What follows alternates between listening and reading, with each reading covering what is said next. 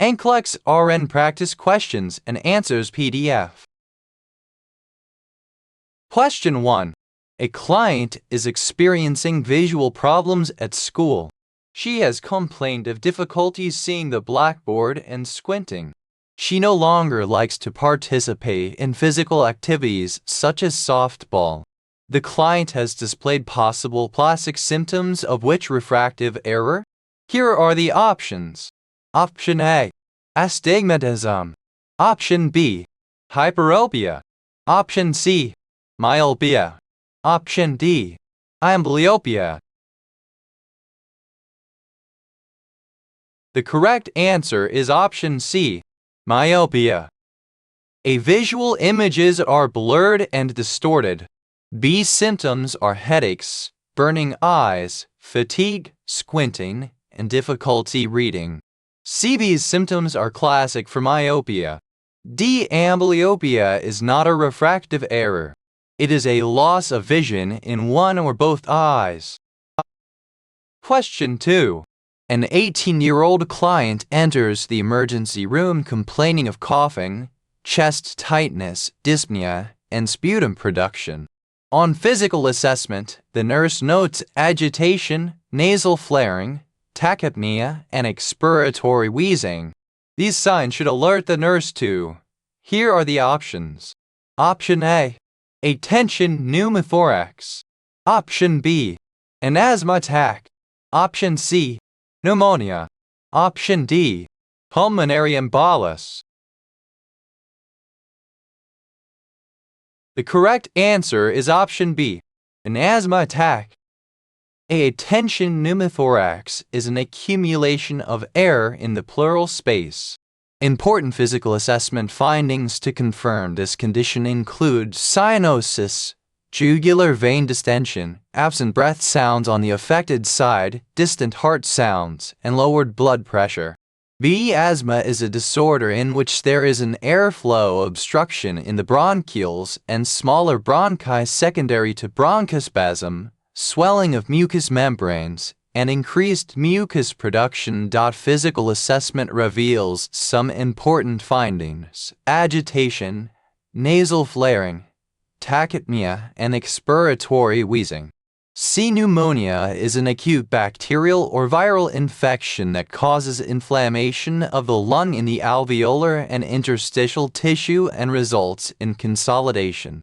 Specific assessment findings to confirm this condition include decreased chest expansion caused by pleuritic pain, dullness on percussion over consolidated areas, decreased breath sounds, and increased vocal fremitus.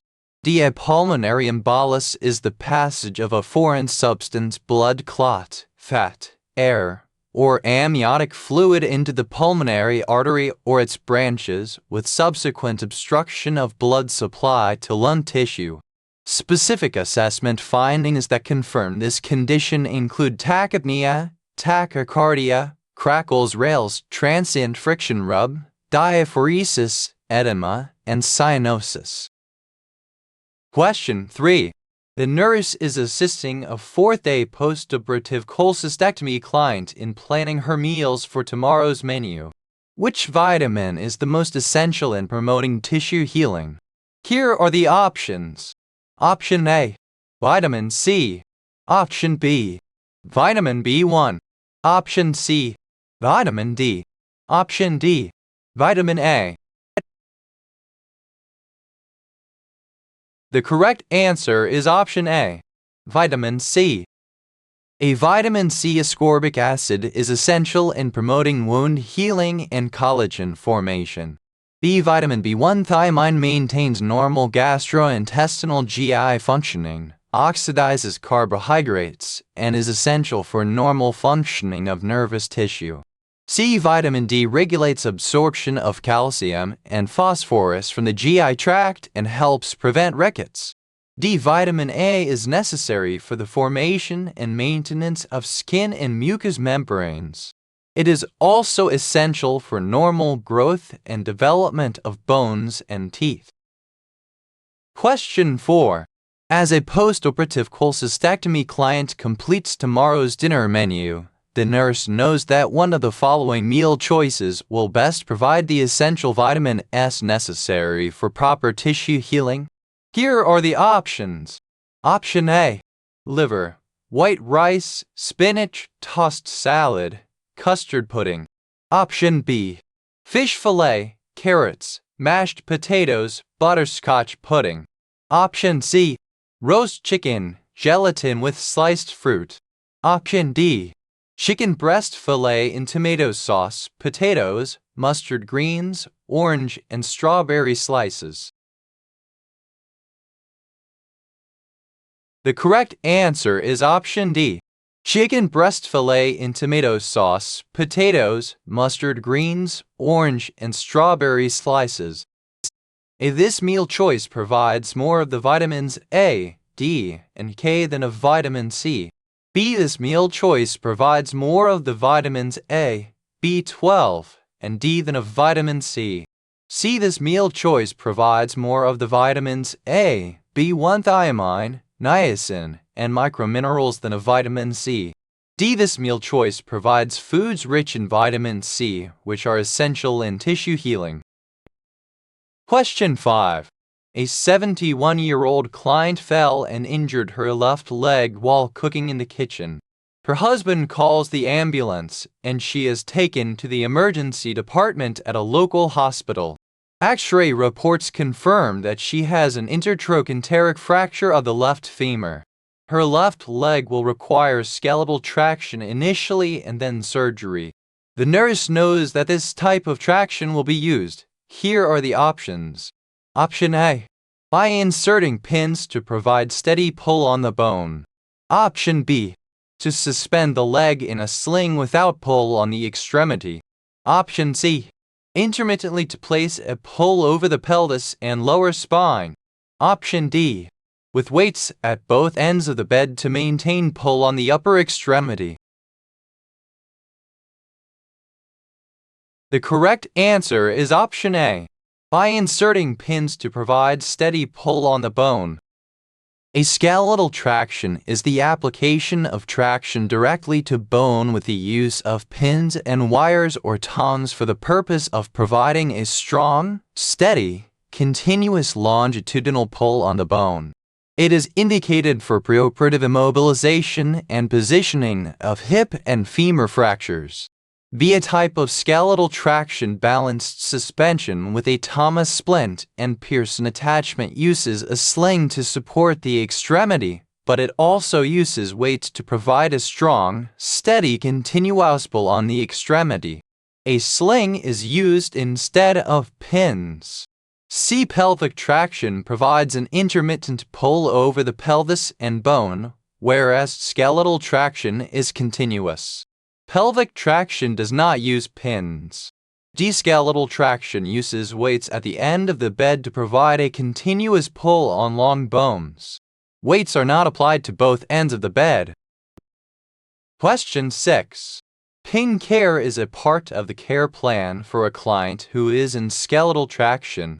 When assessing the site of pin insertion, which one of the following findings would the nurse know as an indicator of normal wound healing?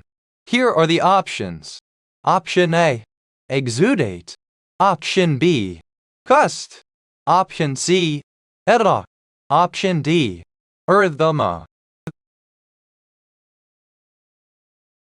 The correct answer is option B: cust. Exudate moist. Active drainage is a clinical sign of wound infection. B. Crust dry, scaly is part of the normal stages of wound healing and should not be removed from around the pin site. It usually sloughs off after the underlying tissue has healed. C. Edema swelling is a clinical sign of wound infection. D. Erythema redness is a clinical sign of wound infection. Question 7. A 47-year-old client comes to the emergency department complaining of moderate flank, abdominal, and testicular pain with nausea of 4 hours duration.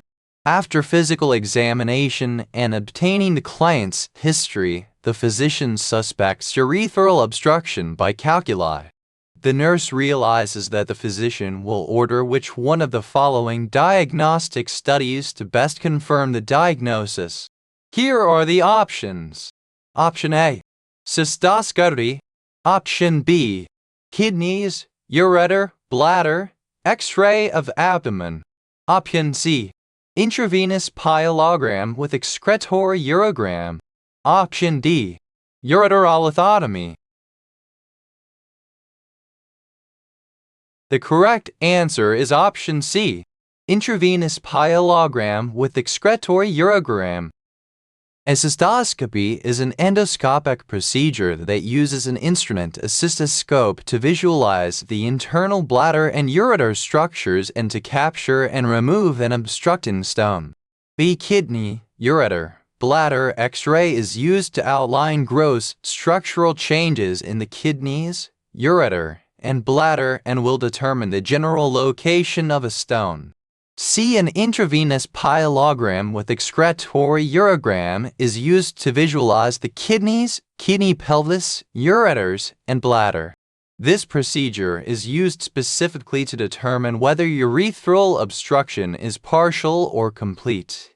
It shows the exact location of the stone and dilation of the ureter above the stone.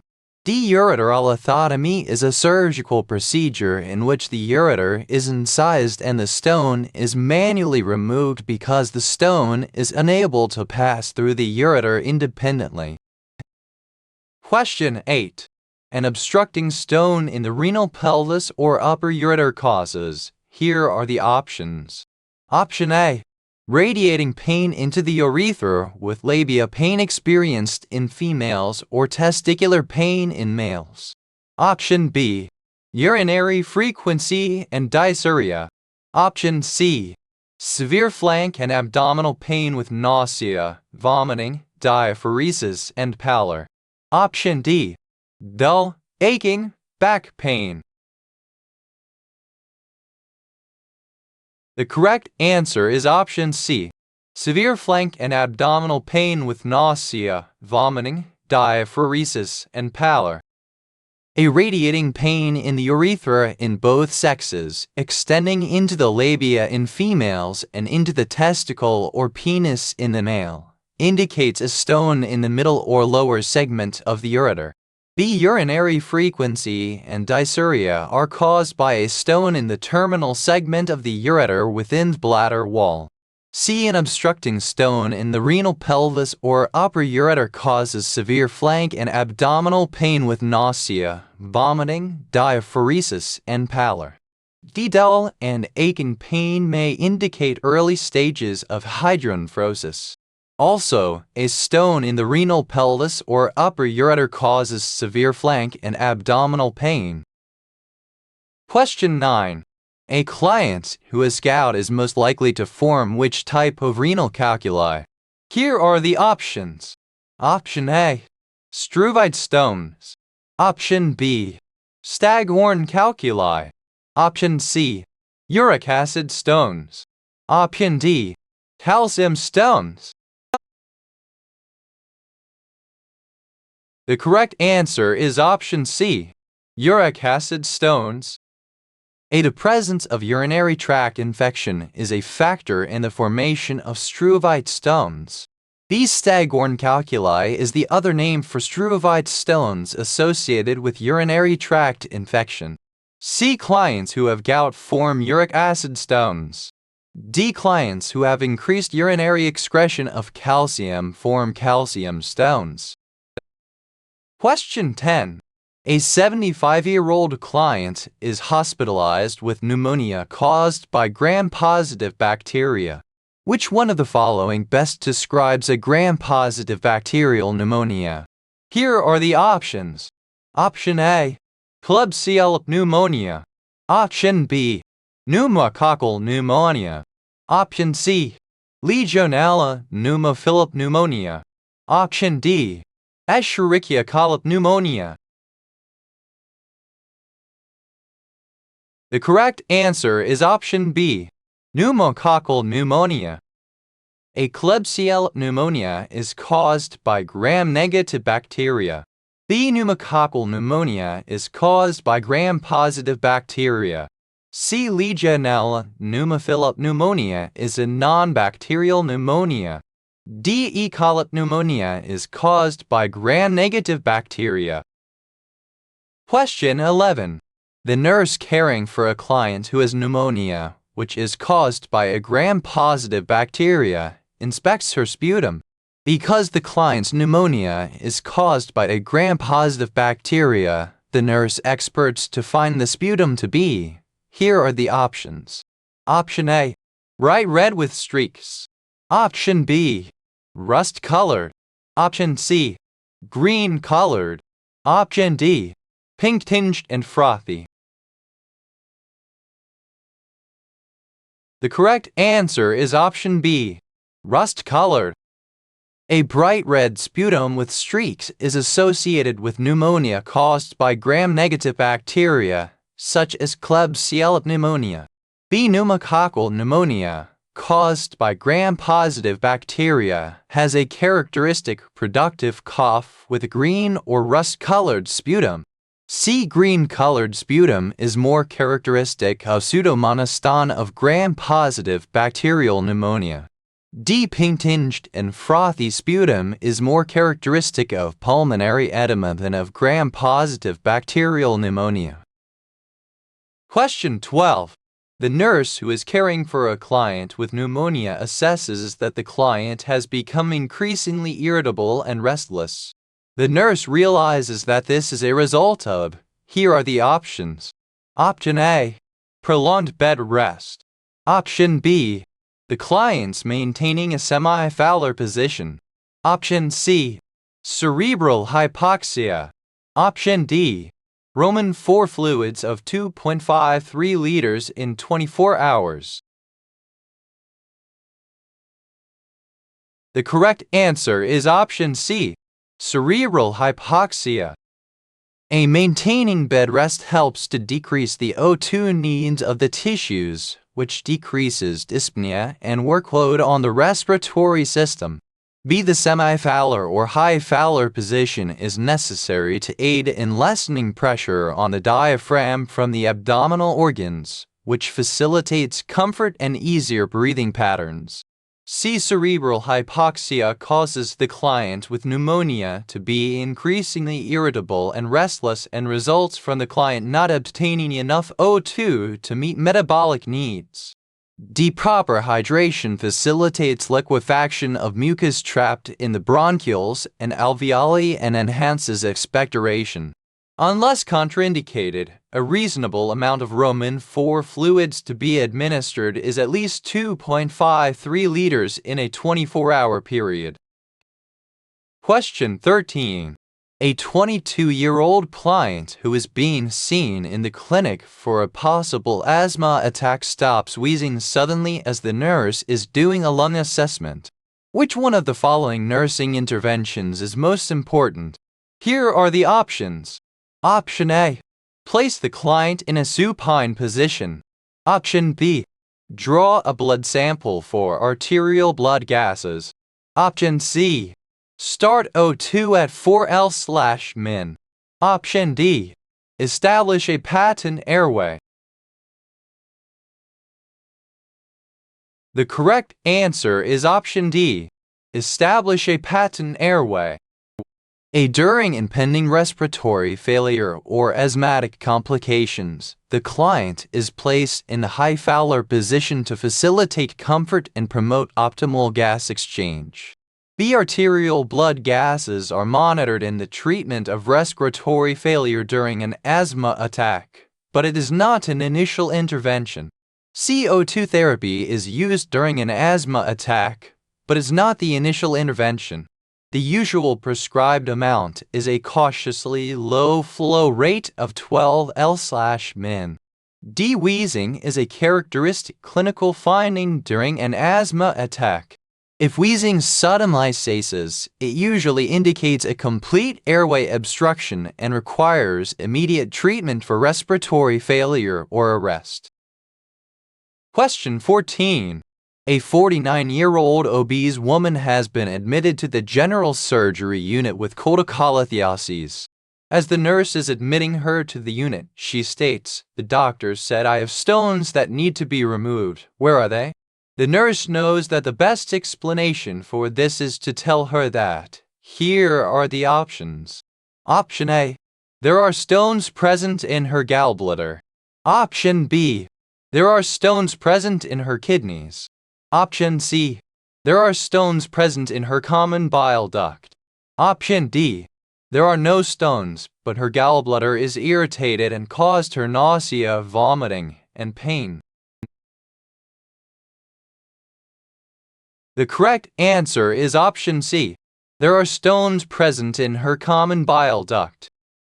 A cholelithiasis is the correct term used to describe the presence of stones in the gallbladder.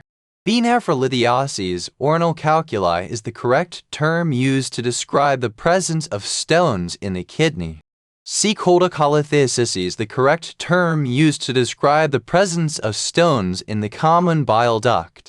D. Cholecystitis is the correct term used to describe inflammation of the gallbladder and can be associated with cystic duct obstructions from impacted stones.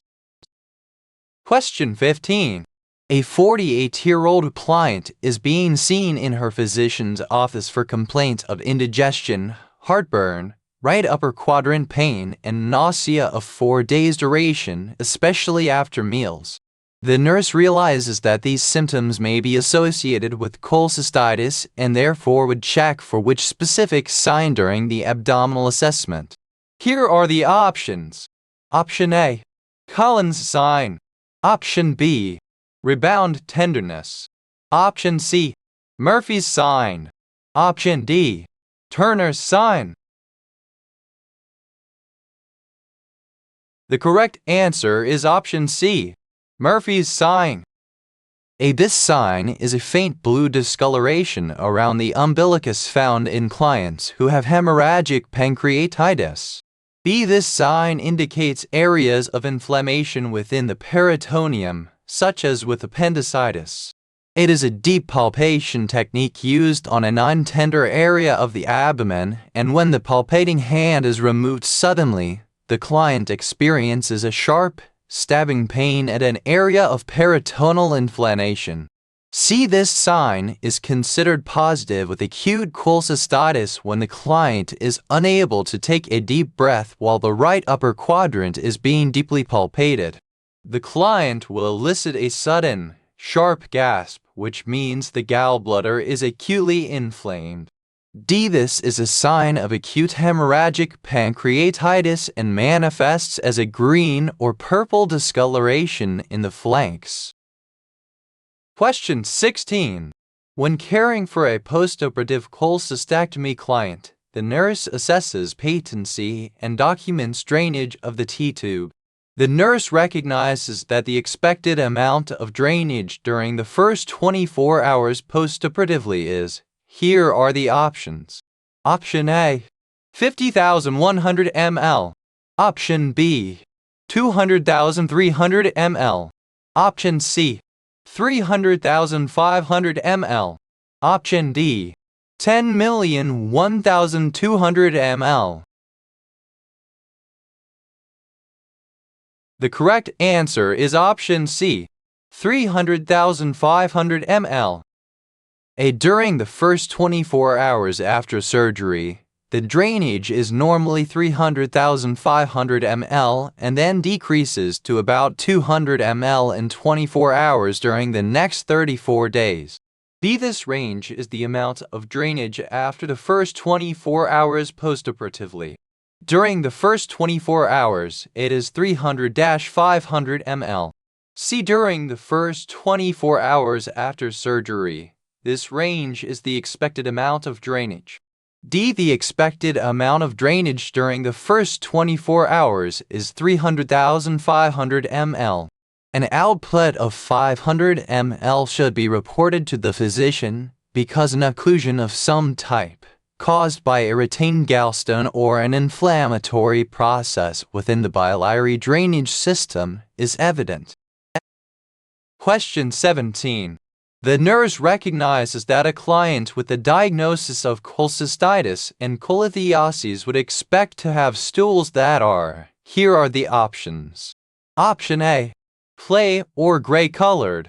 Option B, watery and loose. Option C, bright shreds streaked. Option D, black. The correct answer is option A, clay or gray colored.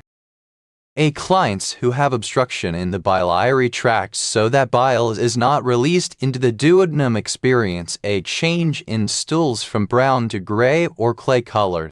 This type of stool can occur with other GI problems, such as bacterial or viral infections, and other disease problems, and is not a common finding with biliary obstructions such as cholecystitis and cholelithiasis.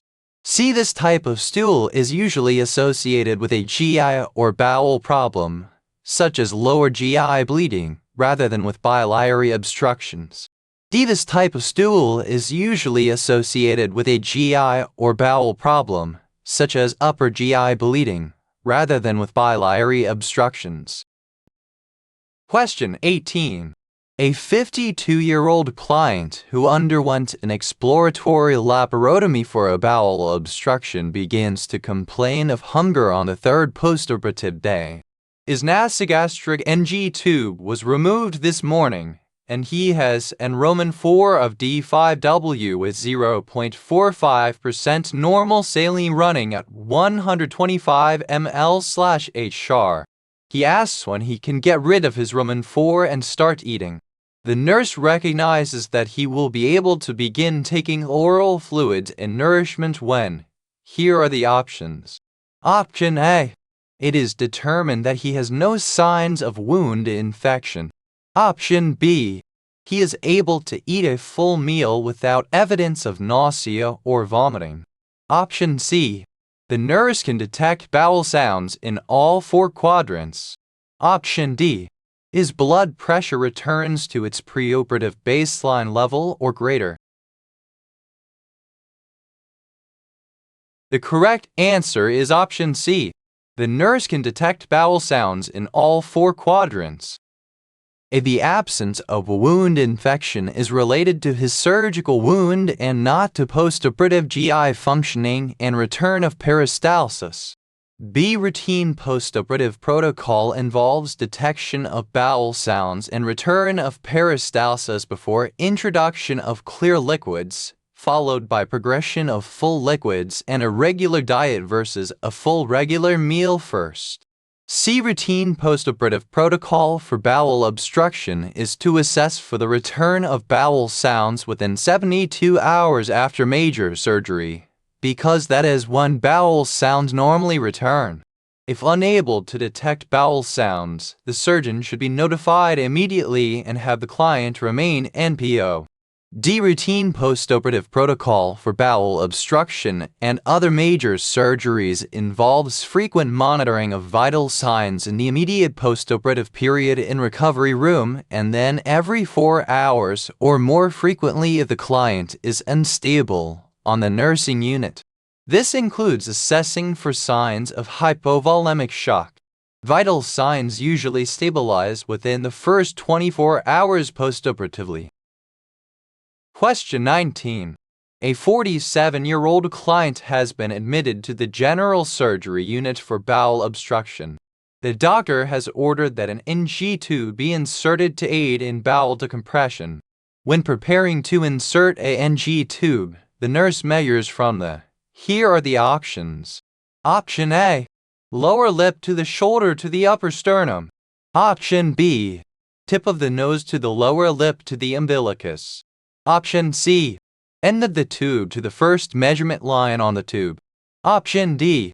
Tip of the nose to the earlobe to the xiphoid process or mid-epigastric area.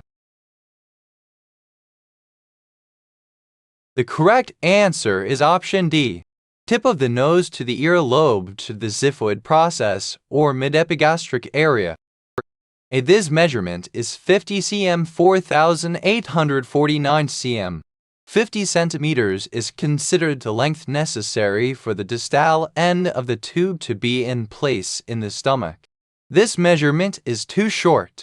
B. This measurement is 50 cm, 4,748 cm. 50 centimeters is considered the length necessary for the distal end of the tube to be in place in the stomach. This measurement is too short. C. This measurement gives an approximate indication of the length necessary for the distal end of the tube to be in place in the stomach, but it is not as accurate as actually measuring the client's nose irxiphoid. D. This is the correct measurement of 50 cm from the tip of the client's nose to the tip of the earlobe to the xiphoid process called the NCLEX nose-ear xiphoid measurement.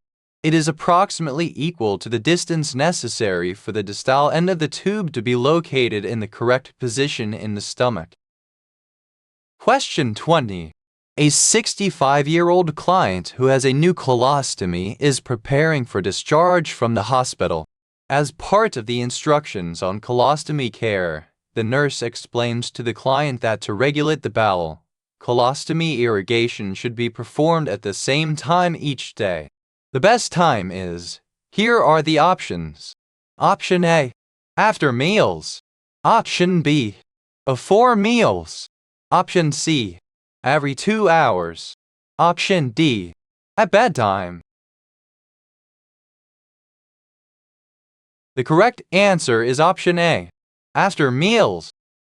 A bowel movement should be regulated at a specific time each day to prevent accidents. Irrigating after meals takes advantage of the gastrocolic reflex and time of increased peristalsis, so better results may be produced. After meals is the normal time that peristalsis begins in most persons and evacuation of feces occurs.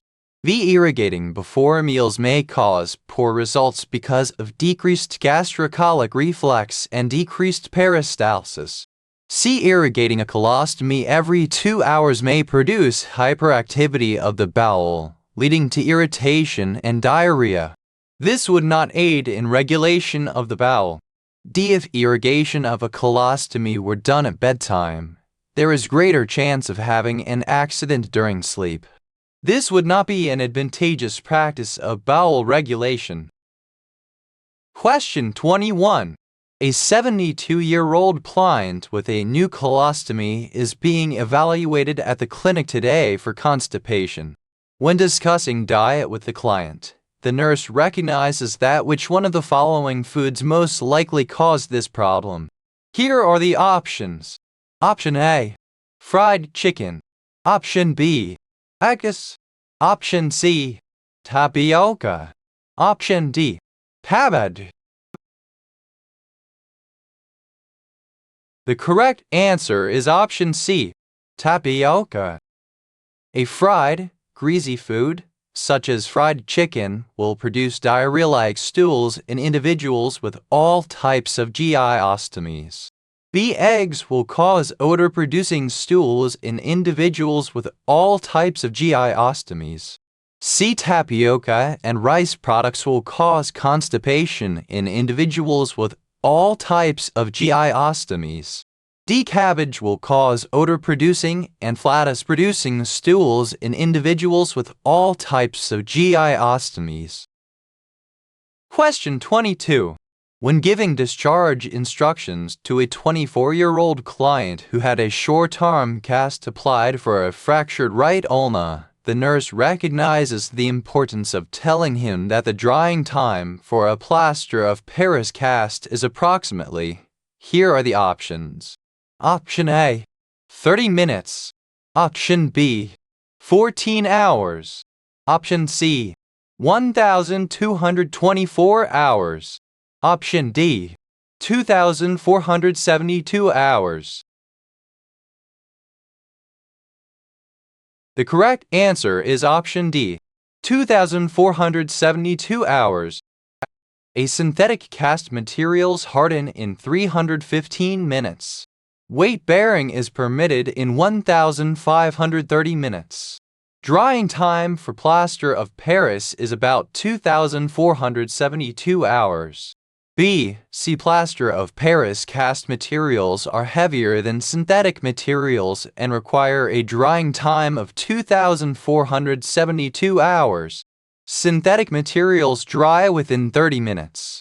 D. Plaster of Paris cast materials are heavier than synthetic materials and require a longer period to set and dry. Even though setting time hardening is only 315 minutes, the drying time for plaster of Paris is 2,472 hours. This depends on the size and thickness of the cast, exposure to air, and humidity in the air. Question 23. A 58-year-old client on a general surgery unit is scheduled for transurethral resection of the prostate TURP in 2 hours. The nurse explains to the client that this procedure means. Here are the options. Option A. Removal of the prostate tissue by way of a lower abdominal midline incision through the bladder and into the prostate gland. Option B. Removal of prostate tissue by a resectoscope that is inserted through the penile urethra. Option C. Removal of the prostate tissue by an open surgical approach through an incision between the ischial tuberosities, the scrotum, and the rectum. Option D. Removal of prostate tissue by an open surgical approach through a low horizontal incision, bypassing the bladder to the prostate gland. The correct answer is option B. Removal of prostate tissue by a resectoscope that is inserted through the penile urethra. If this describes a suprapubic transvesical prostatectomy procedure. B. This is the correct description of a TURP procedure. C. This describes a perineal prostatectomy procedure. D. This describes a retropubic extravesical prostatectomy procedure. Question 24. A postoperative TURP client returns from the recovery room to the general surgery unit and is in stable condition. 1 hour later, the nurse assesses him and finds him to be confused and disoriented. She recognizes that this is most likely caused by. Here are the options. Option A. Hypovolemic shock. Option B. Hypokalemia. Option C. Hypernatremia. Option D. Hyponatremia. The correct answer is option D. Hyponatremia. Early signs of hypovolemic shock include hypotension, tachycardia, tachypnea, pallor, and diaphoresis. B. Early signs of potassium depletion include muscular weakness or paralysis, tetany, postural hypotension, weak pulse, shallow respirations, apathy, weak voice, and electrocardiographic changes.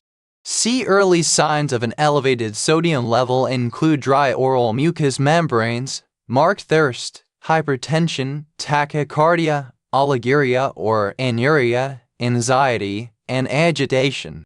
D. This answer is correct. Important early clinical findings of a decreased sodium concentration include confusion and disorientation.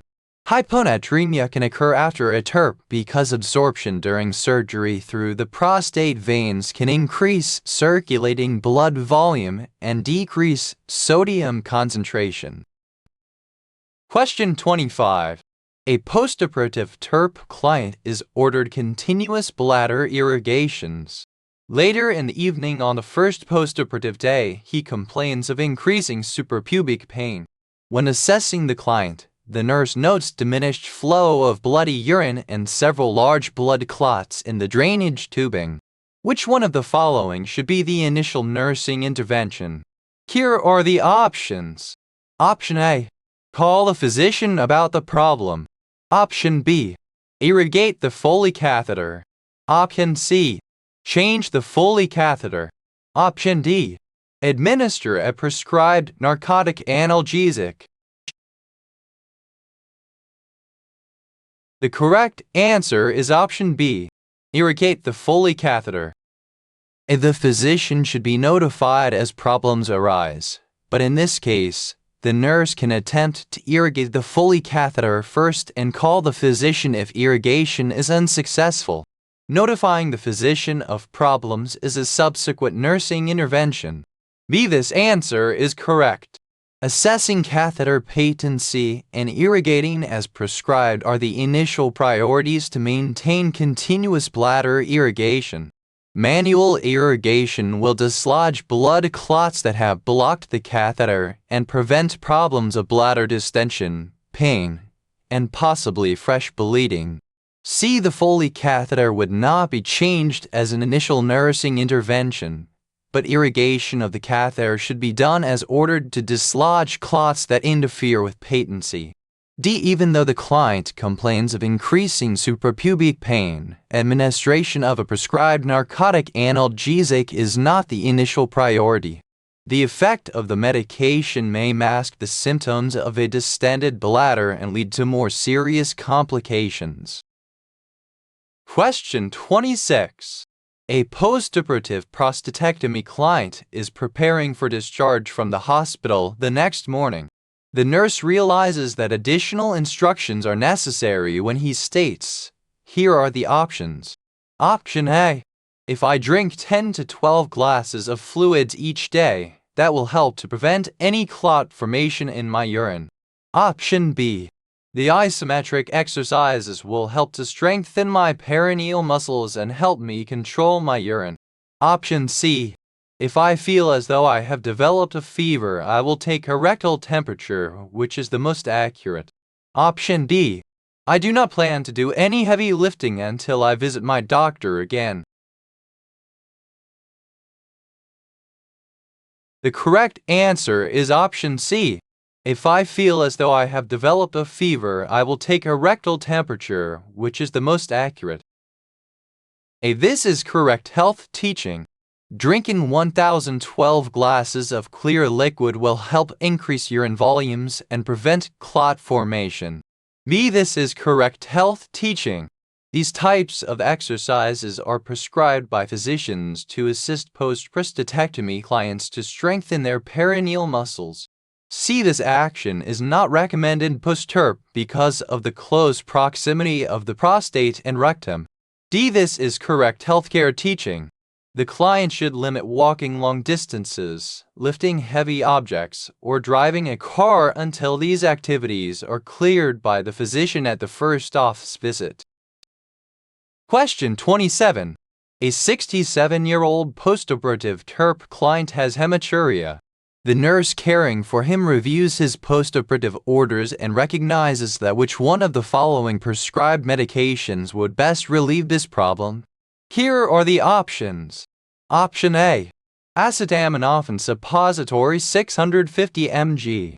Option B. Meperidine 50 mg IM. Option C. Promethazine 25 mg IM. Option D. Aminocaproic acid Amicar 6G/24 HR. The correct answer is option D. Aminocaproic acid Amicar 6G/24 HR.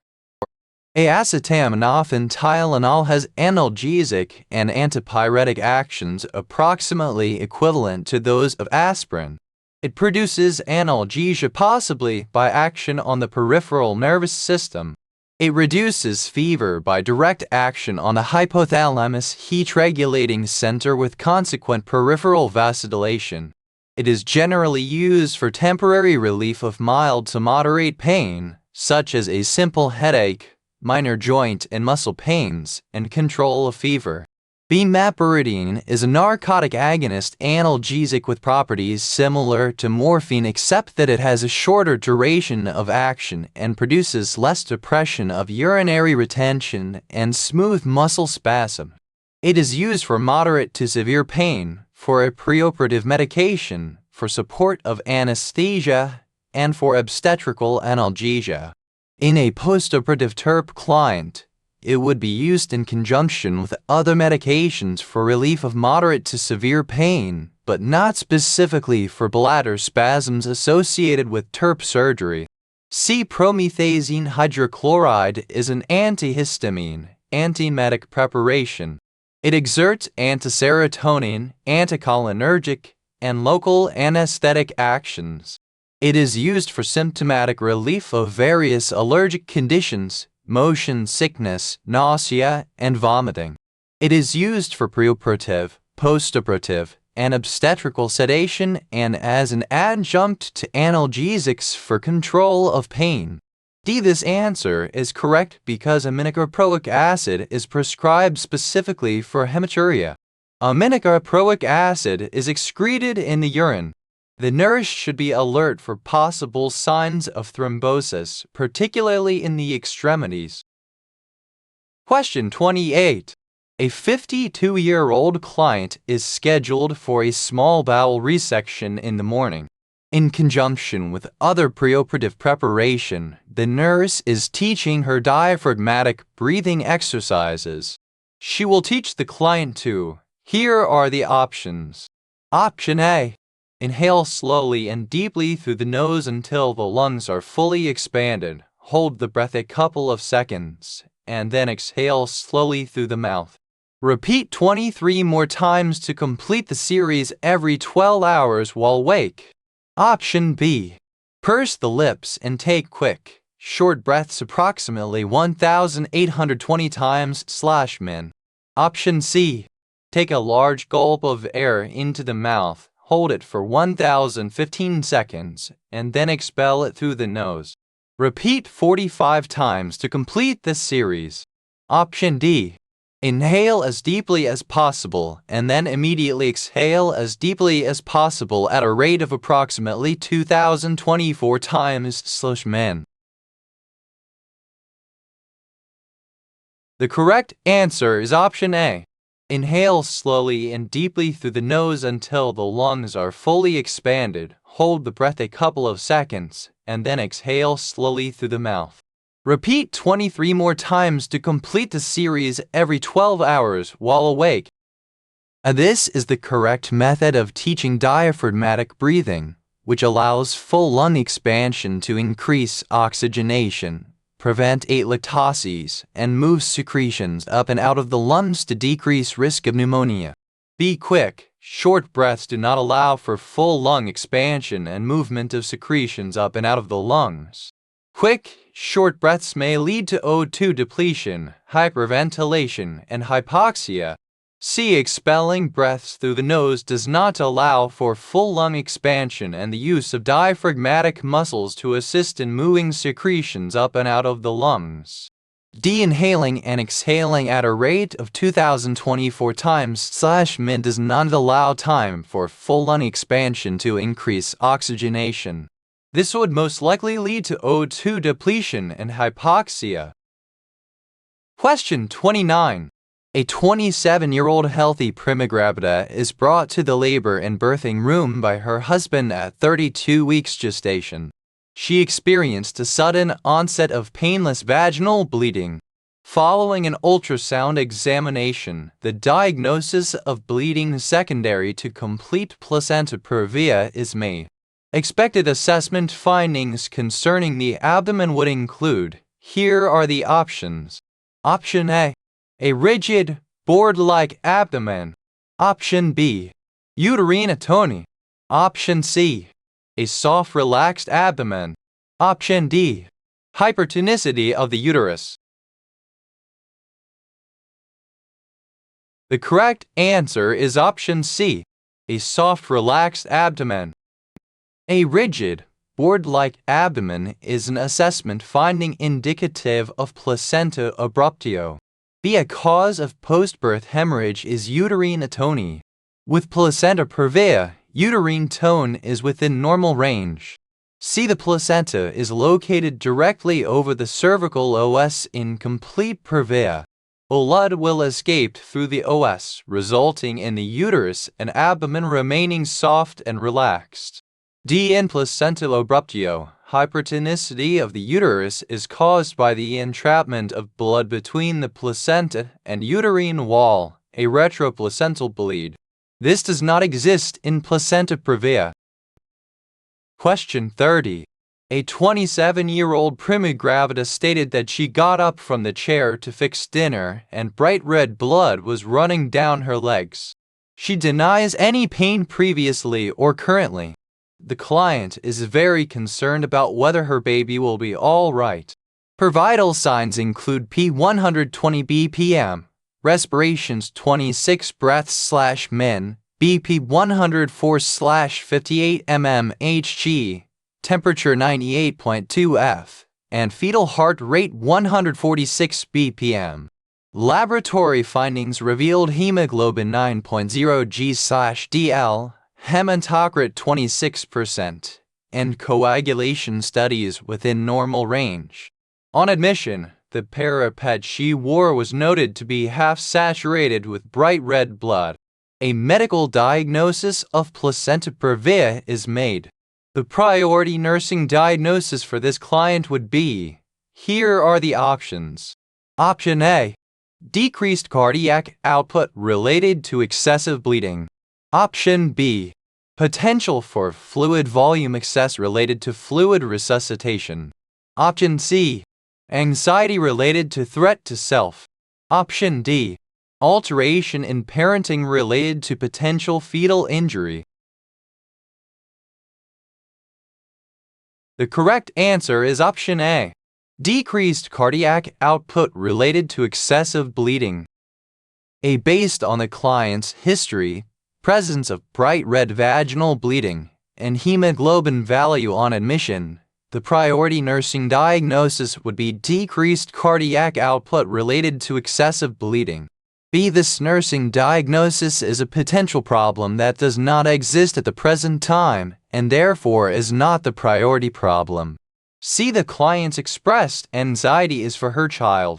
The fetus will remain physiologically safe if the decreased cardiac output is resolved. D. Initial spontaneous bleeding with placenta previa is rarely life-threatening to the mother or the fetus. Delivery of the fetus will be postponed until fetal maturity is achieved and survival is likely. Question 31. A 27-year-old prima gravida at 32 weeks gestation has been diagnosed with complete placenta previa. Conservative management, including bed rest, is the proper medical management. The goal for fetal survival is based on fetal lung maturity. The test used to determine fetal lung maturity is, here are the options. Option A, dinitrophenylhydrazine. Option B, metatraumatic stain. Option C, blood serum phenylalanine test. Option D, lecithin-sphingomyelin ratio. The correct answer is option D, lecithin-sphingomyelin ratio. A dinitrophenylhydrazine is a laboratory test used to detect phenylketonuria, maple syrup urine disease, and Lowe's syndrome. Metatraumatic stain is a laboratory test that may be used to diagnose Tay-Sachs and other lipid diseases of the central nervous system. C. The blood serum phenylalanine test is diagnostic of phenylketonuria and can be used for wide-scale screening. D. A lecithin-sphingomyelin ratio of at least 2:1 is indicative of fetal lung maturity, and survival of the fetus is likely. Question 32. The nurse is notified that a 27-year-old prima gravida diagnosed with complete placenta previa is to be admitted to the hospital for a cesarean section. The client is now at 36 weeks gestation and is presently having bright red bleeding of moderate amount. On admission, the nursing intervention that the nurse should give the highest priority to is, here are the options. Option A, shave the client's abdomen and arrange her lab work. Option B, determine the status of the fetus by fetal heart tones. Option C, start an Roman IV infusion in the client's arm. Option D, insert an indwelling catheter into her bladder. The correct answer is option B, determine the status of the fetus by fetal heart tones. These nursing actions are necessary prior to the cesarean section, but not immediately necessary to maintain physiological equilibrium. B. Determining the physiological status of the fetus would constitute the highest priority in evaluating and maintaining fetal life. C. These nursing actions are necessary prior to the cesarean section, but not immediately necessary to maintain physiological equilibrium. D. These nursing actions are necessary prior to the cesarean section, but not immediately necessary to maintain physiological equilibrium. Question 33. A 29-year-old client delivered her fifth child by the Lamaze method and developed a postpartum hemorrhage in the recovery room. What are the initial symptoms of shock that she may experience? Here are the options. Option A. Marked elevation in blood pressure, respirations, and pulse. Option B. Decreased systolic pressure, cold skin, and anuria. Option C. Rapid pulse, narrowed pulse pressure, cool, moist skin. Option D. No urinary output, tachycardia, and restlessness. The correct answer is option C. Rapid pulse, narrowed pulse pressure, cool, moist skin. A early shock does not exhibit the symptom of marked elevation in blood pressure. A narrowing of the pulse pressure is indicative of early shock. B. Anuria is a clinical finding in late shock. C. All of these clinical findings are congruent with early shock. D. Absence of urinary output is a clinical finding in the late phase of shock. Question 34. The nurse has been assigned a client who delivered a 6lb, 12 Oz baby boy vaginally 40 minutes ago. The initial assessment of greatest importance for this client would be, here are the options. Option A. Length of her labor. Option B. Type of episiotomy. Option C. Amount of Roman IV fluid to be infused. Option D. Character of the fundus. The correct answer is option D. Character of the fundus. A. The length of labor has little bearing on the fourth stage of labor. The type of labor and delivery is significant. B. The type of episiotomy will affect the client's comfort level. However, the nurse's assessment and implementations center on prevention of hemorrhage during the fourth stage of labor. The amount of bleeding from the episiotomy or hematoma formation is of higher priority than the type of episiotomy. C. The amount of Roman IV fluid to be infused is a nursing function to be attended to. However, it is lower in priority than determining if hemorrhaging is occurring. D. Character of the fundus would be the priority nursing assessment because changes in uterine tone may identify possible postpartum hemorrhage. Question 35. On the first postpartum day, a client tells the nurse that she has been changing her perineal pads every 1 to 2 hours because they are saturated with bright red vaginal drainage. When palpating the uterus, the nurse assesses that it is somewhat soft, 1 finger breadth above the umbilicus and midline. The nursing action to be taken is to. Here are the options. Option A. Gently massage the uterus until firm. Express any clots and note the amount and character of lochia. Option B. Catheterize the client and reassess the uterus. Option C. Begin Roman IV fluids and administer oxytocic medication. Option D. Administer analgesics as ordered to relieve discomfort. The correct answer is option A. Gently massage the uterus until firm, express any clots, and note the amount and character of lochia. A gentle massage and expression of clots will let the fundus return to a state of firmness, allowing the uterus to function as the living ligature. A distended bladder may promote uterine atony. However, after determining the bladder is distended, the nurse would have the client void. Catheterization is only done if normal bladder function has not returned. C. Oxytocic medications are ordered and administered if the uterus does not remain contracted after gentle massage and determining if the bladder is empty. D. The client is not complaining of discomfort or pain, therefore, analgesics are not necessary. Question 36. The nurse assesses a client on the second postpartum day and finds a dark red discharge on the peripad. The stain appears to be about 5 inches long.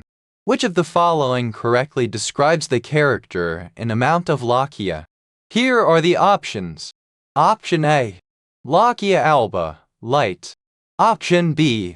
Lochia serosa, heavy. Option C. Lochia granulosa, heavy. Option D. Lochia rubra, moderate. The correct answer is option D. Lochia rubra, moderate. A lochia alba occurs approximately 10 days after birth and is yellow to white. A discharge is classified as light when less than a 4-inch stain exists. B. Lochia serosa is pink to brown and occurs 34 days after delivery. A stain is classified as heavy when a peripad is saturated in 1 hour. C. Lochia granulosa is not a proper classification. D. Lochia rubra is red, consisting mainly of blood, debris, and bacteria, and lasts from the time of delivery to 34 days afterward. A stain is classified as moderate when less than a 6-inch stain exists. Question 37. A 2-day-old infant boy has been diagnosed with an atrial septal defect due to a persistent patent foramen ovale. When explaining the diagnosis to the mother, the nurse includes in the discussion the function of the foramen ovale. In fetal circulation, the foramen ovale allows a portion of the blood to bypass the. Here are the options. Option A. Left ventricle. Option B. Pulmonary system. Option C. Liver. Option D. Superior vena cava. The correct answer is option B. Pulmonary system. If the foramen ovale permits a percentage of the blood to shunt from the right atrium to the left atrium, the blood then goes to the left ventricle, permitting systemic fetal circulation with blood containing a higher O2 saturation. B. As the blood shunts from the right atrium to the left atrium, the pulmonary system is bypassed. The fetus receives O2 from the maternal circulation, thereby permitting the partial bypass of the pulmonary system. C. The foramen ovale is located in the atrial septum of the heart and does not affect the liver. D. The superior vena cava returns blood to the heart, bringing blood to the location of the foramen ovale. Question 38. A client has been admitted to the nursing unit with the diagnosis of severe anemia. She is slightly short of breath, has episodes of dizziness, and complains her heart sometimes feels like it will beat out of her chest. The physician has ordered her to receive 2U of packed red blood cells. The most important nursing action to be taken is, here are the options. Option A. Starting an 18-gauge Roman 4 infusion. Option B. Having the consent form on the chart. Option C. Administering the correct blood product to the correct client. Option D. Transfusing the blood in a 2-hour time frame. The correct answer is option C. Administering the correct blood product to the correct client. An 18-gauge Roman 4 is an appropriate size for administering blood. However, client safety demands that the right blood product must be administered. B. The consent form is legally necessary to be on the chart, but client safety is maintained by giving the correct blood component to the correct client. C. Administering the correct blood product to the correct client will maintain physiological safety and minimize transfusion reactions. D. The blood administration should take place over the ordered time frame designated by the physician. Question 39. A client diagnosed with severe anemia is to receive 2 of packed red blood cells. Prior to starting the blood transfusion, the nurse must. Here are the options. Option A. Take a baseline set of vital signs. Option B. Hang Ringer's lactate is the companion fluid. Option C. Use microdrip tubing for the blood administration. Option D. Have the registered nurse in charge assume responsibility for verifying the client and blood product information. The correct answer is option A. Take a baseline set of vital signs. A baseline set of vital signs is necessary to determine if any transfusion reactions occur as the blood product is being administered. The only companion fluid to be used during a blood transfusion is normal saline. The calcium in Ringer's lactate can cause clotting. C. Only a blood administration set should be used. A microdrip tube would cause lysis of the red blood cells. D. Proper identification of the recipient and the blood product must be validated by at least 2 people. Question 40. A client's transfusion of packed red blood cells has been infusing for 2 hours. She is complaining of a raised, itchy rash and shortness of breath. She is wheezing, anxious, and very restless. The nurse knows these assessment findings are congruent with. Here are the options. Option A. Hemolytic transfusion reaction. Option B. Febrile transfusion reaction. Option C. Circulatory overload. Option D. Allergic transfusion reaction. The correct answer is option D. Allergic transfusion reaction. A hemolytic transfusion reaction would be characterized by fever, chills, chest pain, hypotension, and tachypnea. B. Fever, chills, and headaches are indicative of a febrile transfusion reaction. C. Circulatory overload is manifest by dyspnea, cough, and pulmonary crackles. D. Urticaria, pruritus, wheezing, and anxiety are indicative of an allergic transfusion reaction. Question 41. Diagnostic assessment findings for an infant with possible coarctation of the aorta would include. Here are the options. Option A. A third heart sound. Option B. A diastolic murmur. Option C. Pulse pressure difference between the upper extremities. Option D. Diminished or absent femoral pulses. The correct answer is option D. Diminished or absent femoral pulses. A S1 and S2 in an infant with coarctation of the aorta are usually normal. S3 and S4 do not exist with this diagnosis. Either no murmur will be heard or a systolic murmur from an associated cardiac defect will be heard along the left upper sternal border. A diastolic murmur is not associated with coarctation of the aorta. C. Pulse pressure differences of 20 mmHg exist between the upper extremities and the lower extremities. It is important to evaluate the upper and lower extremities with the appropriate sized cuffs. D. Femoral and pedal pulses will be diminished or absent in infants with coarctation of the aorta. Question 42. Decreased pulmonary blood flow, right to left shunting, and deoxygenated blood reaching the systemic circulation are characteristic of. Here are the options. Option A. Tetralogy of Fallot. Option B. Ventricular sepal defect. Option C. Patent ductus arteriosus. Option D. Transposition of the great arteries. The correct answer is option A, tetralogy of Fallot. A tetralogy of Fallot is the most common cyanotic heart defect, which includes VST, pulmonary stenosis, and overriding aorta and ventricular hypertrophy.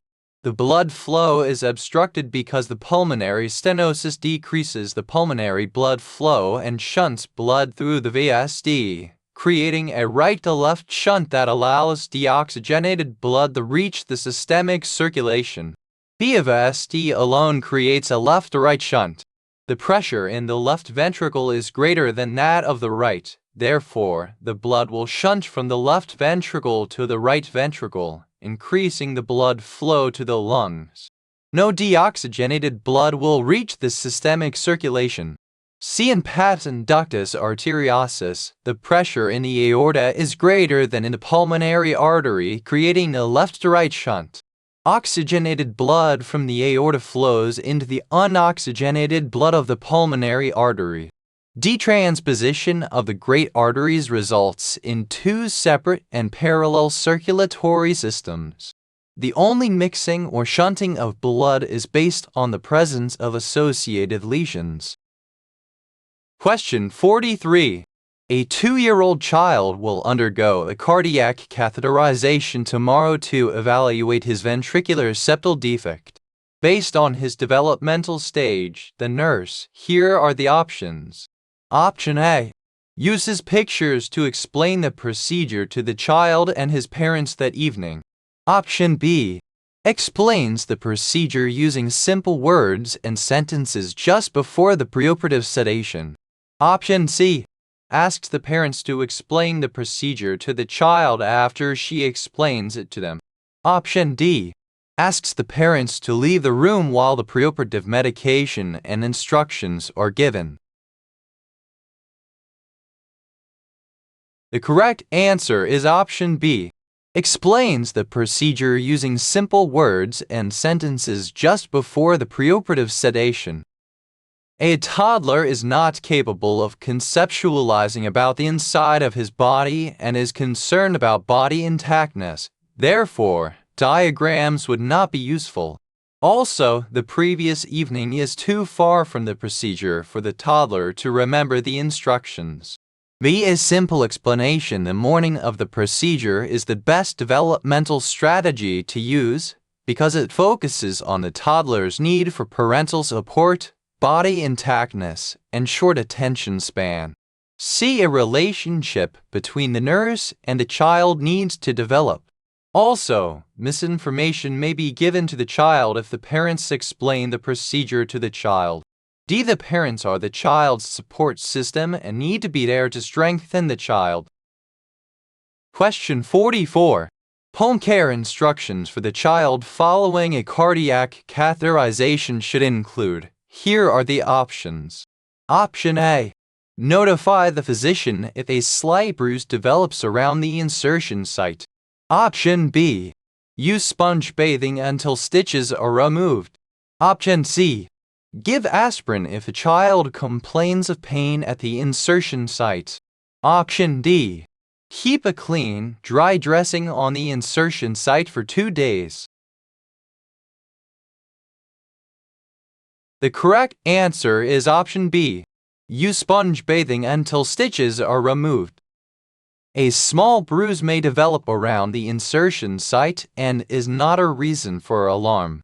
It's best to keep the child out of the bathtub until the sutures are removed. See, acetaminophen, not aspirin, is the drug of choice if there is pain at the insertion site. The insertion site should be kept clean and dry and open to air. Question 45.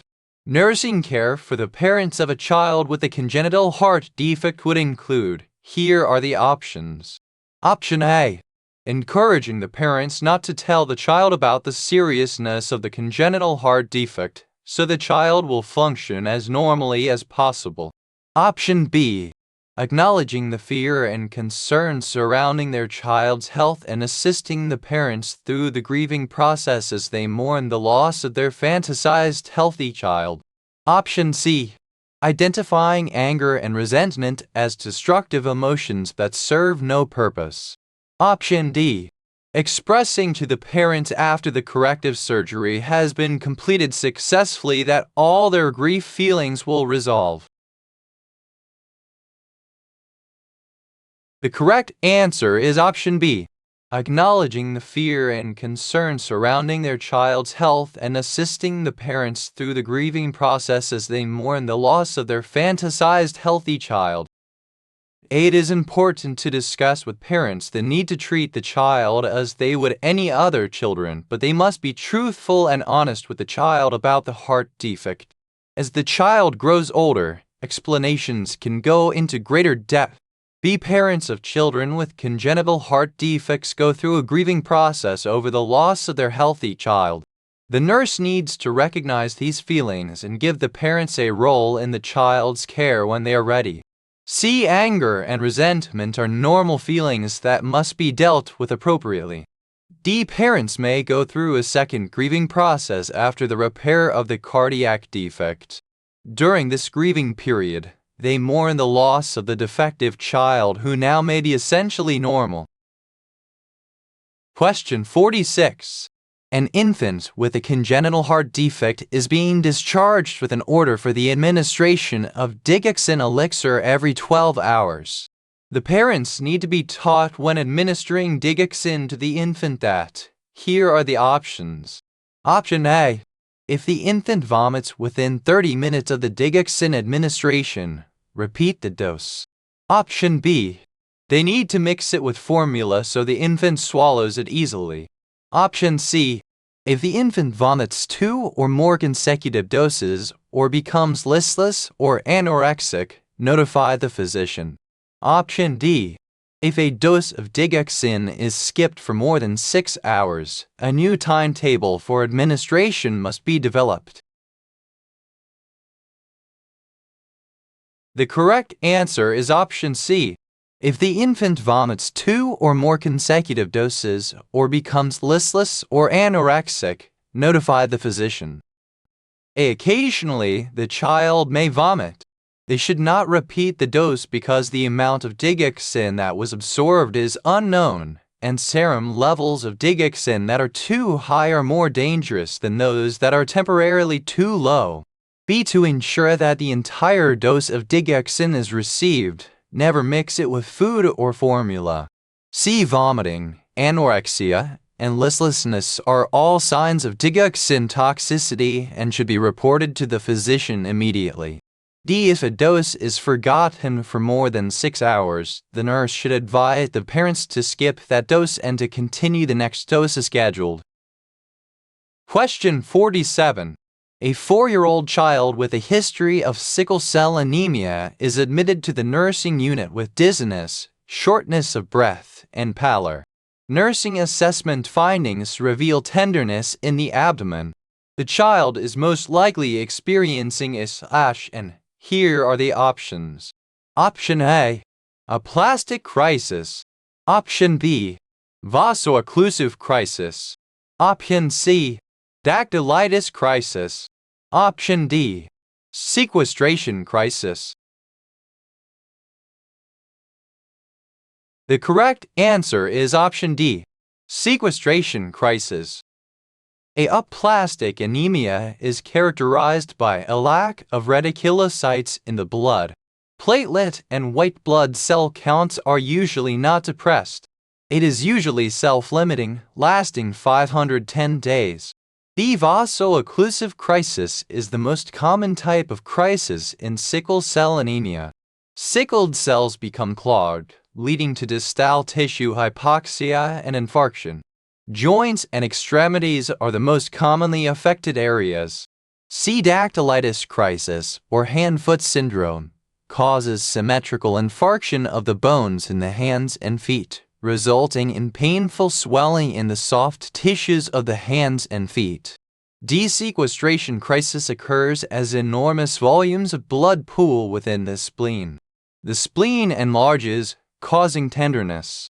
Signs of shock including pallor, tachypnea, and faintness result, related to the deficient intravascular volume.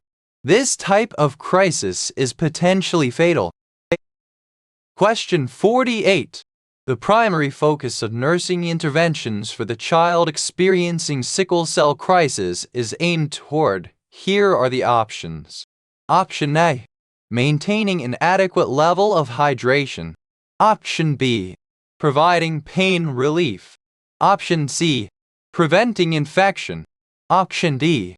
O2 therapy. The correct answer is option A. Maintaining an adequate level of hydration. Maintaining the hydration level is the focus for nursing intervention because dehydration enhances the sickling process. Both oral and parenteral fluids are used.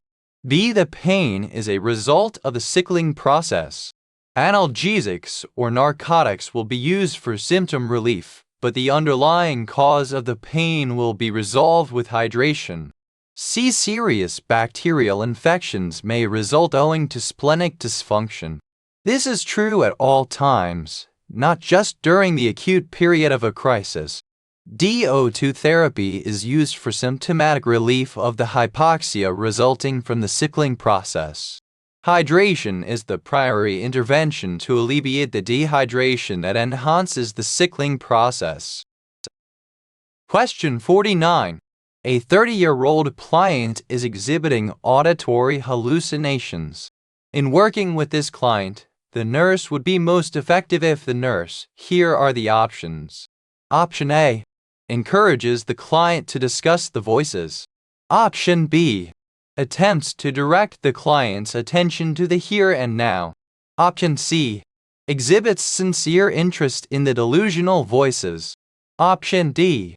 Gives the medication as necessary for the acting out behavior. The correct answer is option B. Attempts to direct the client's attention to the here and now. A. This answer is incorrect. Encouraging discussion of the voices will reinforce the delusion. B. This answer is correct. The nurse should appropriately present reality. C. This answer is incorrect. Showing interest would reinforce the delusional system. D. This answer is incorrect. The statement only indicates that the client is hearing voices. It does not state that the client is acting out. Question 50. 1 week ago, a 21-year-old client with a diagnosis of bipolar disorder was started on lithium 300 mg/kg. A lithium level is ordered. The client's level is 1.3 mg/L. The nurse recognizes that this level is considered to be. Here are the options. Option A. Within therapeutic range. Option B. Below therapeutic range. Option C. Above therapeutic range. Option D. At a level of toxic poisoning. The correct answer is option A. Within therapeutic range. This answer is correct. The therapeutic range is 1.0–1.5 mg/L in the acute phase. Maintenance control levels are 0.6–1.2 mg/L. B. C. This answer is incorrect. A level of 1.3 mg/L is within therapeutic range. D. This answer is incorrect. Toxic poisoning is usually at the 2.0 level or higher. Question 51. A client was exhibiting signs of mania and was recently started on lithium carbonate. She has no known physical problems. A teaching plan for this client would include which of the following?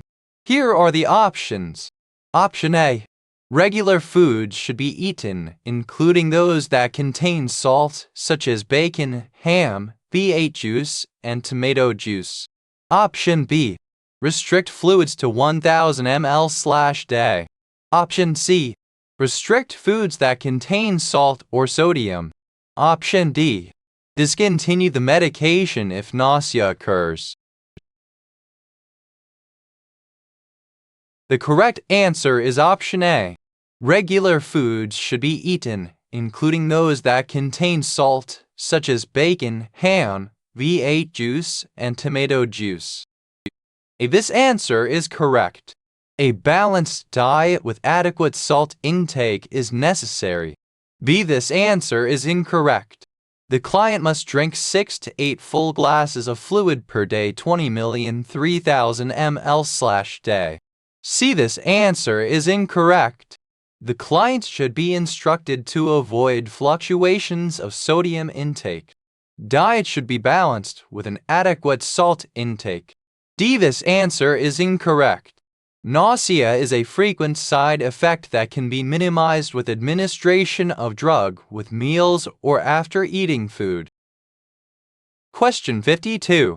A behavioral modification program is recommended by the multidisciplinary team working with a 15-year-old client with anorexia nervosa. A nursing plan of care based on this modality would include, here are the options. Option A. Role-playing the client's eating behaviors. Option B. Restriction to the unit until she has gained 2 lb. Option C. Encouraging her to verbalize her feelings concerning food and food intake. Option D. Provision for a high-calorie, high-protein snack between meals. The correct answer is option B. Restriction to the unit until she has gained 2 lb. A. This answer is incorrect.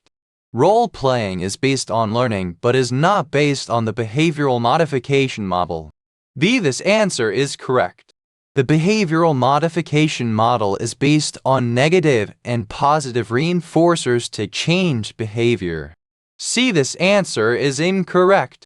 Verbal catharsis is not an intervention based on behavioral modification.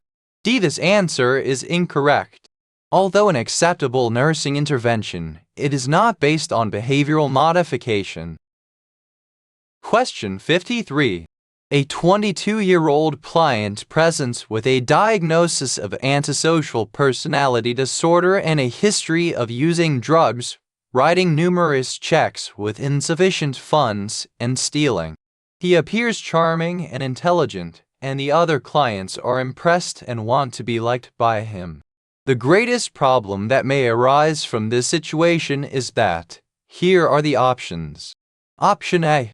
He will manipulate the other clients for his own benefit. Option B. He will cause the other clients to become psychotic. Option C.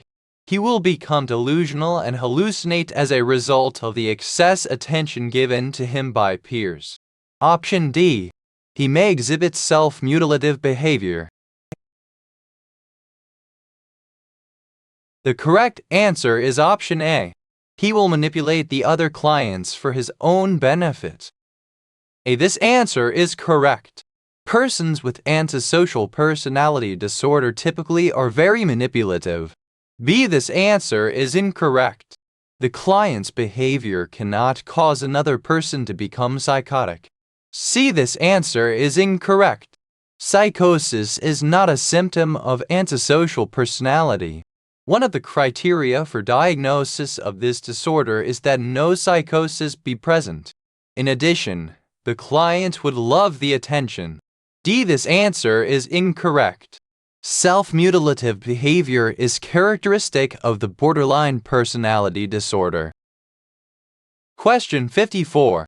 In admitting a client to the psychiatric unit, the nurse must explain the rules and regulations of the unit. A client with antisocial personality disorder makes the following remark: "Forget all those rules.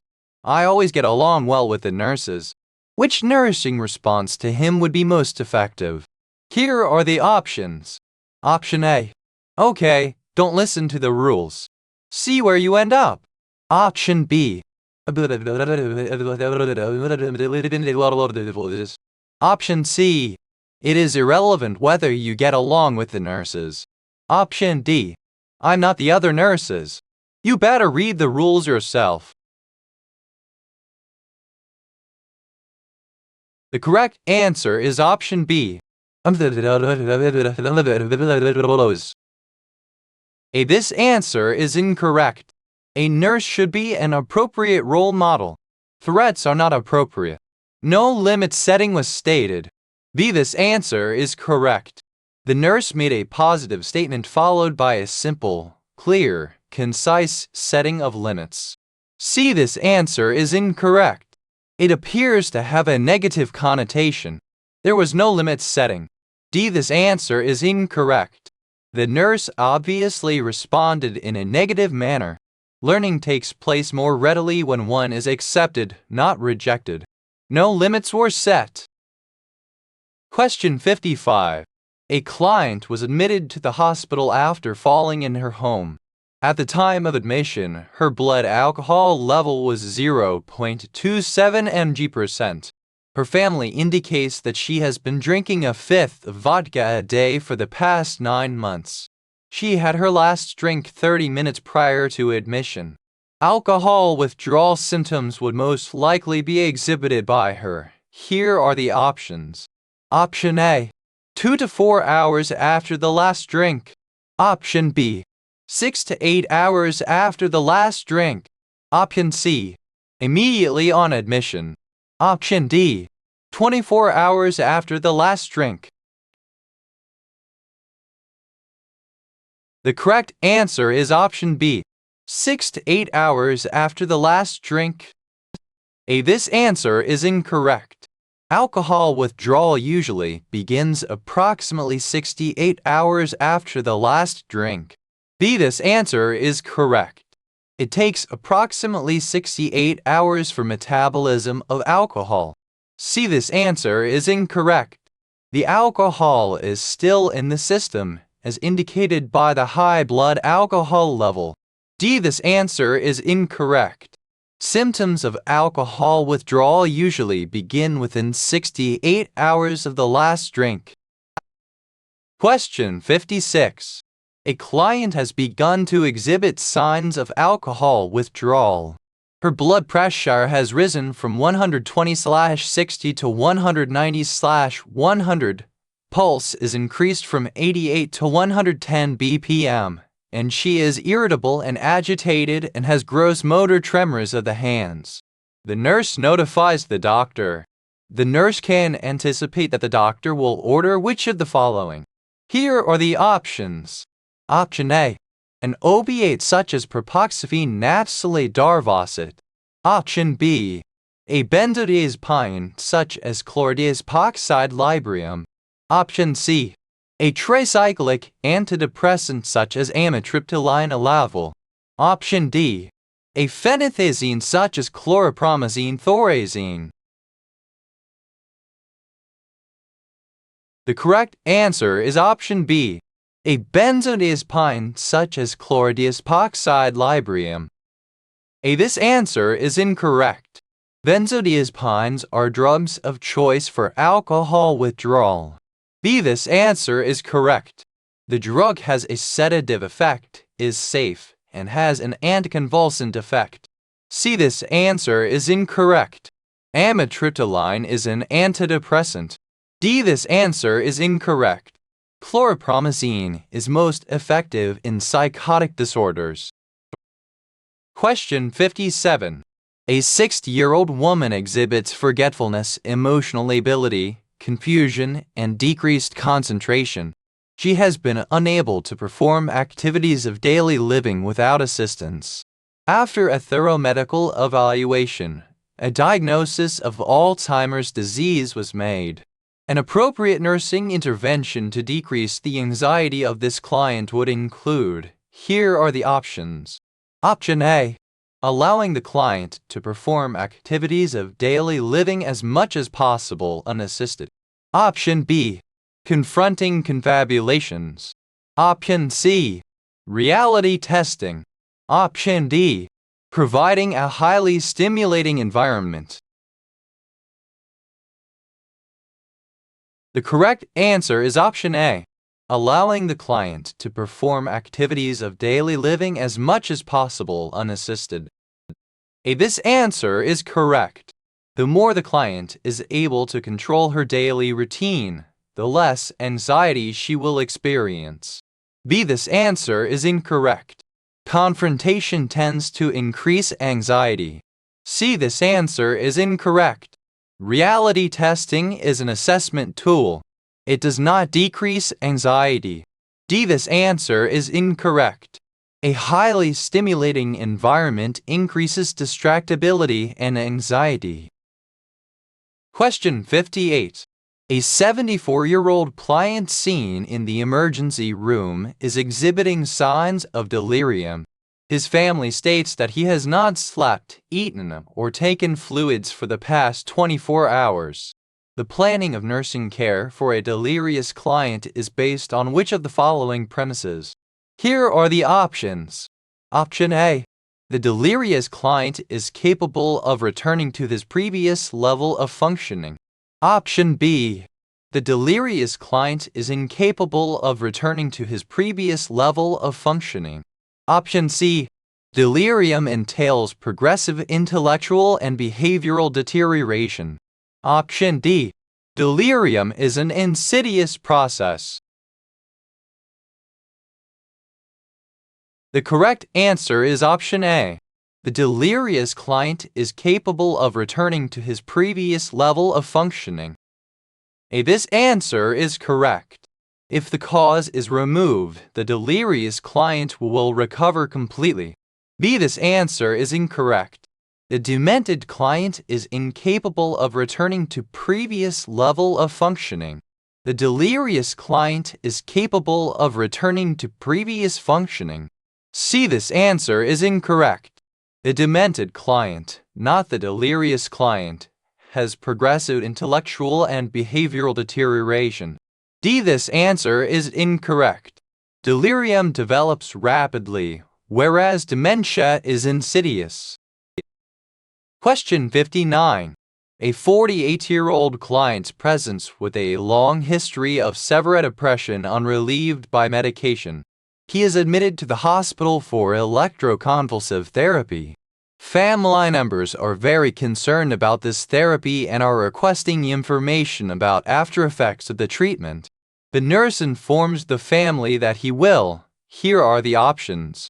Option A. Have transient memory loss, confusion, and headache. Option B. Be alert and oriented immediately after the treatment. Option C. Have insomnia for the first few days. Option D. Require no special care after the procedure. The correct answer is option A. Have transient memory loss, confusion, and headache. A. This answer is correct. The client will be confused and have a memory loss, which is usually temporary, after electroconvulsive shock therapy. B. This answer is incorrect. The client will experience transient memory loss, look bewildered, and be confused initially. C. This answer is incorrect. The client will sleep immediately following the treatment. D. This answer is incorrect. Vital signs are taken at least hourly after treatment. The client is monitored for hypotension, tachycardia, respiratory problems, and possible seizure activity. Question 60. An 80-year-old widow is living with her son and daughter-in-law. The home health nurse has been making weekly visits to draw blood for a prothrombin test. The client is taking 5 mg of Coumadin per day. She appears more debilitated, and bruises are noted on her face. Elder abuse is suspected. Which of the following are signs of persons who are at risk for abusing an elderly person? Here are the options. Option A. A family member who is having marital problems and is regularly abusing alcohol. Option B. A person with adequate communication and coping skills who is employed by the family. Option C. A friend of the family who wants to help but is minimally competent. Option D. A lifelong friend of the client who is often confused. The correct answer is option A. A family member who is having marital problems and is regularly abusing alcohol. A. This answer is correct. Two risk factors are identified in this answer. B. This answer is incorrect. Persons at risk tend to lack communication skills and effective coping patterns. C. This answer is incorrect. Persons at risk are usually family members or those reluctant to provide care. D. This answer is incorrect. This individual has a vested interest in providing care. Question 61. A 16-year-old client with a diagnosis of oppositional defiant disorder is threatening violence toward another child. In managing a potentially violent client, the nurse, here are the options. Option A. Must use the least restrictive measure possible to control the behavior. Option B.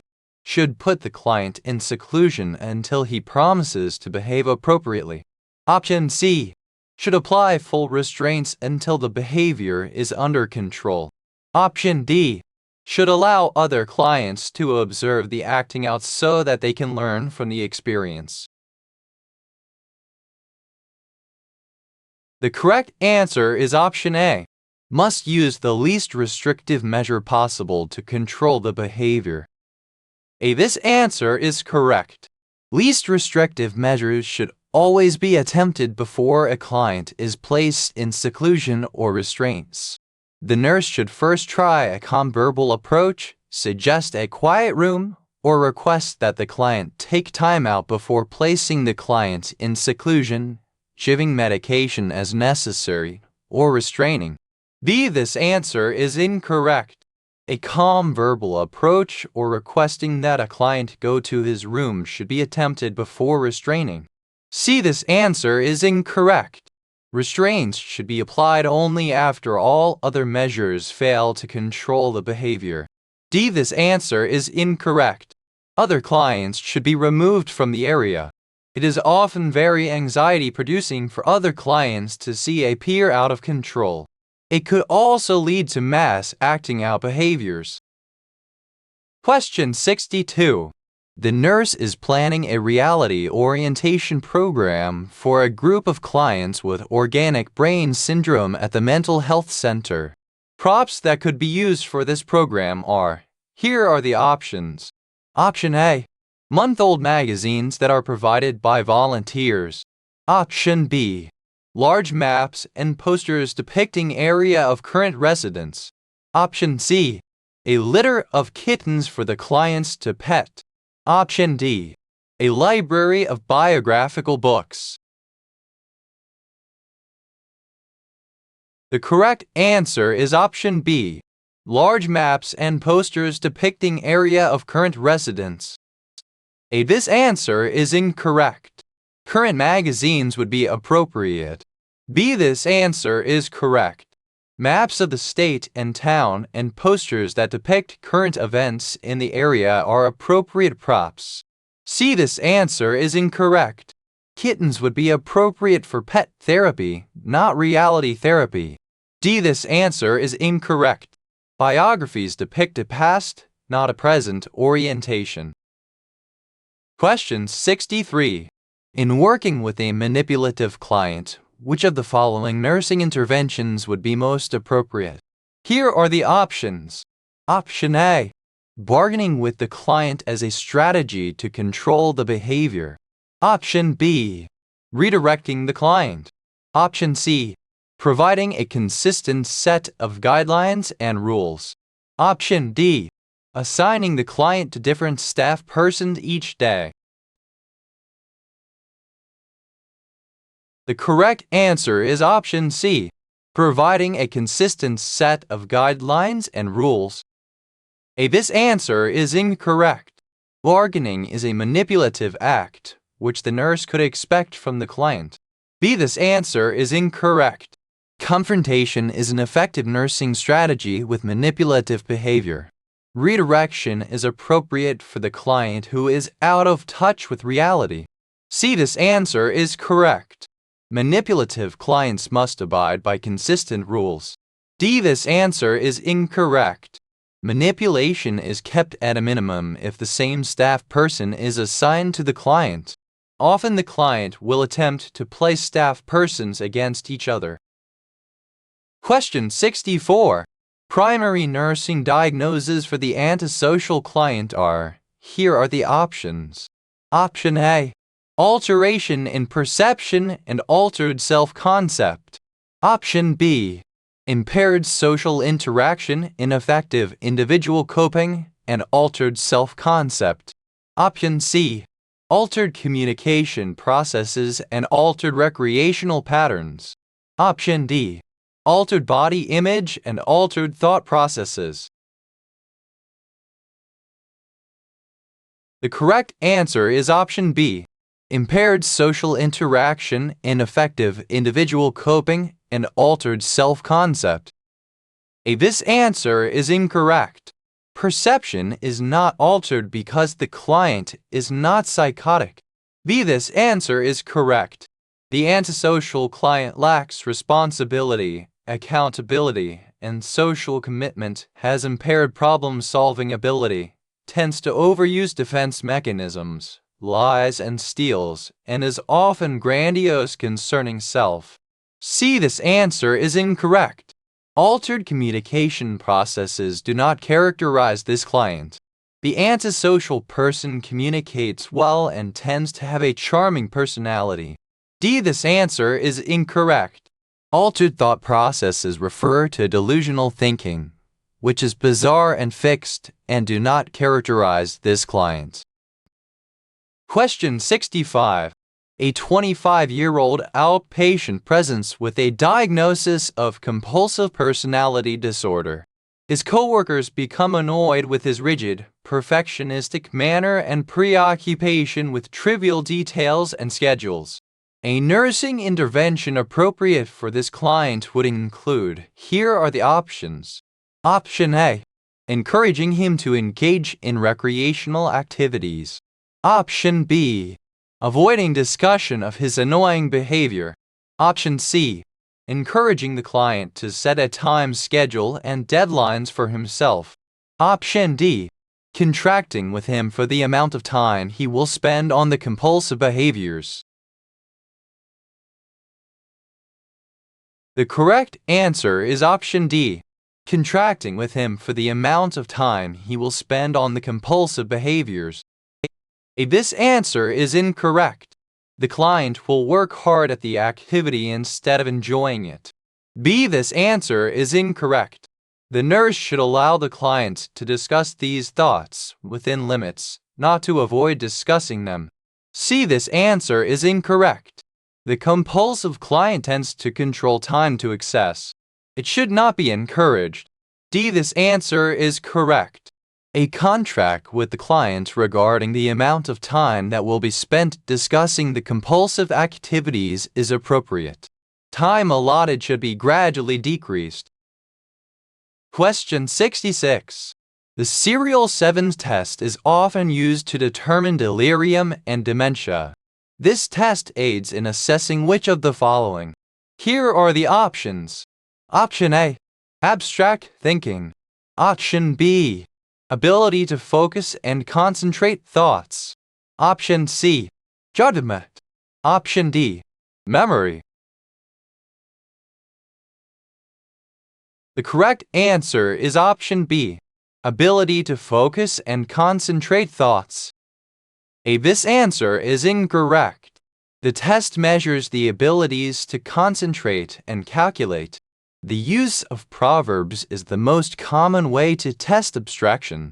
This answer is correct. The Serial 7 test is a common test of calculation ability. It is difficult for the demented or delirious client to perform. This answer is incorrect.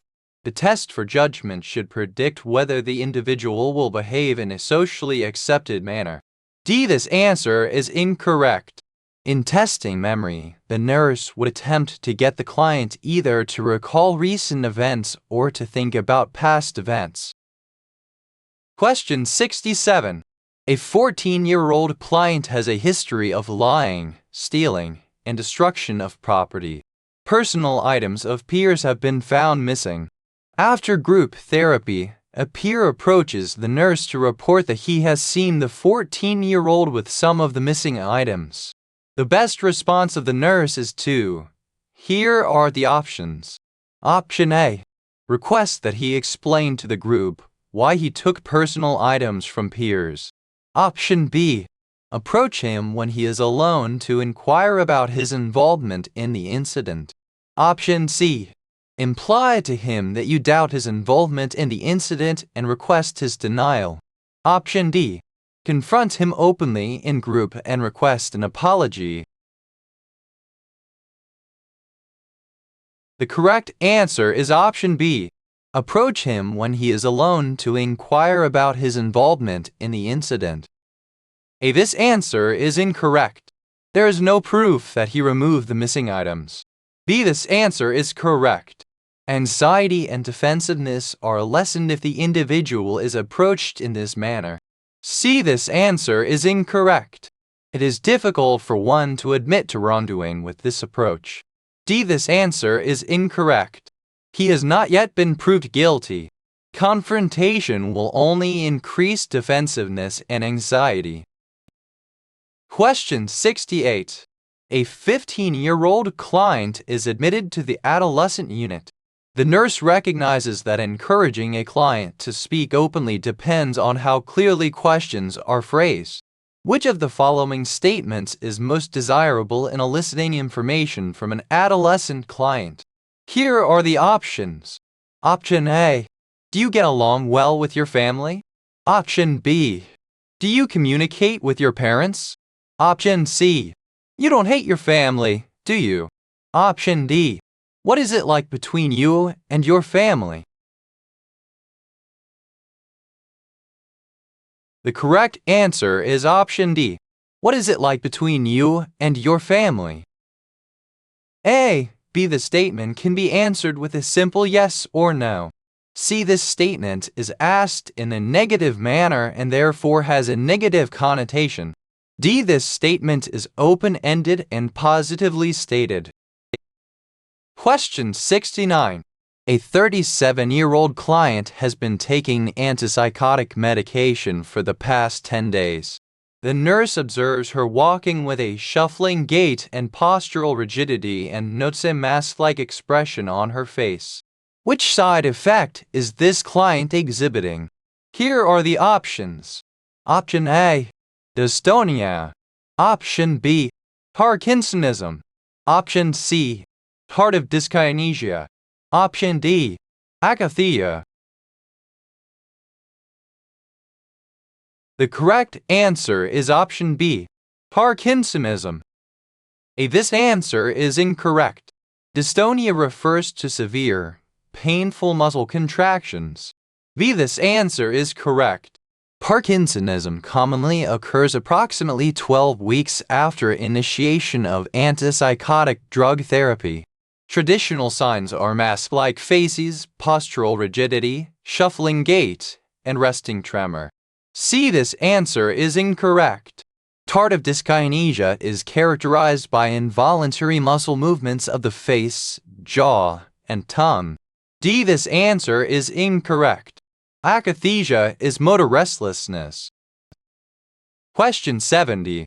Clients receiving antipsychotic drug therapy will often exhibit extrapyramidal side effects that are reversible with which of the following agents ordered by the physician? Here are the options. Option A. Phenethazines. Option B. Anticholinergics. Option C. Anti-Parkinsonian drugs. Option D. Tricyclic agents. The correct answer is option B. Anticholinergics. A. This answer is incorrect. Phenethazines are antipsychotic drugs and produce the symptoms. B. This answer is correct. Anticholinergic agents are often used prophylactically for extrapyramidal symptoms. They balance cholinergic activity in the basal ganglia of the brain. C. This answer is incorrect. Anti-Parkinsonian drugs would increase the symptoms. D. This answer is incorrect. Tricyclic agents are used for symptoms of depression. Question 71. A client who was started on antipsychotic medication 2 weeks ago is preparing for discharge from the hospital. Compliance with the medication regimen is important despite the mild side effects encountered. In order to increase the likelihood of medication compliance, the nurse would. Here are the options. Option A. Discuss the disease process and the importance of the medication in prevention of symptoms. Option B. Inform the client that additional side effects are to be expected and need not be reported. Option C. Discuss the importance of getting blood drawn weekly to determine medication therapeutics. Option D. Inform the client to cease taking the medication when all psychotic symptoms have cleared. The correct answer is option A. Discuss the disease process and the importance of the medication in prevention of symptoms. If this answer is correct, if the client is well informed about what reactions to expect from her medication, she is more likely to follow the treatment regimen. B. This answer is incorrect. There are many side effects that are reversible by medication, and these must be reported to the nurse or physician. There are also more severe side effects, such as neuroleptic malignant syndrome, characterized by fever, tachycardia, and diaphoresis, which can be life-threatening. C. This answer is incorrect. There is no need for weekly blood tests if the drug regimen has been followed properly. D. This answer is incorrect. The client should continue the medication until the physician recommends any change in the drug regimen. Symptoms will usually reappear if medication is discontinued. Question 72. A depressed client is seen at the mental health center for follow-up after an attempted suicide 1 week ago. She has taken phenylzine sulfate nardil, a monoamine oxidase MAO inhibitor, for 7 straight days. She states that she is not feeling any better. The nurse explains that the drug must accumulate to an effective level before symptoms are totally relieved. Symptom relief is expected to occur within. Here are the options. Option A. 10 days. Option B. 24 weeks. Option C. 2 months. Option D. 3 months. The correct answer is option B. 24 weeks. If this answer is incorrect, it can take up to 1 month for therapeutic effect of the medication. B. This answer is correct. Because MAO inhibitors are slow to act, it takes 24 weeks before improvement of symptoms is noted. C. This answer is incorrect. It can take up to 1 month for therapeutic effect of the medication. D. This answer is incorrect. Therapeutic effects of the medication are noted within 1 month of drug therapy. Question 73. Because a client is taking an MAO inhibitor, it is necessary to discuss the need for adherence to a low-tyramine diet. Which of the following are foods that she should avoid? Here are the options. Option A. Pickled, aged, smoked, and fermented foods. Option B. Fresh vegetables. Option C. Broiled fresh fish and fowl. Option D. Fresh fruits such as apples and oranges. The correct answer is option A. Pickled, aged, smoked, and fermented foods. These foods may produce elevation in blood pressure when consumed during MAO inhibition therapy. B. These foods have not been pickled, fermented, smoked, or aged. They contain very little, if any, tyramine or tryptophan. C. As long as the meat has not been aged or smoked, it is within the dietary regimen. D. Fresh fruits can be consumed as desired. However, the consumption of bananas is limited. Question 74. In working with mental health clients who are prescribed medication that must be taken on a routine basis, it is important for education to begin when the drug therapy is initiated. One of the first steps in the teaching process is to. Here are the options. Option A. Explain the side effects of the medication. Option B. Discuss the danger of over-medication. Option C. Distribute written material to supplement verbal instructions. Option D. Explore the client's perception regarding medication therapy. The correct answer is option D. Explore the client's perception regarding medication therapy. A, B, C. The nurse must first obtain information regarding the client's perception of the medication regimen. D. The first step in the teaching process is to determine the client's perception. Question 75. A 29-year-old client is diagnosed with borderline personality disorder. He has aroused the nurse's anger by using a condescending tone of voice with other clients and staff persons. Which of the following statements from the nurse would be most appropriate in acknowledging feelings regarding the client's behavior? Here are the options. Option A. I feel angry when I hear that tone of voice. Option B. You make me angry when you talk to me that way. Option C. Are you trying to get me angry? Option D. Why do you treat me that way?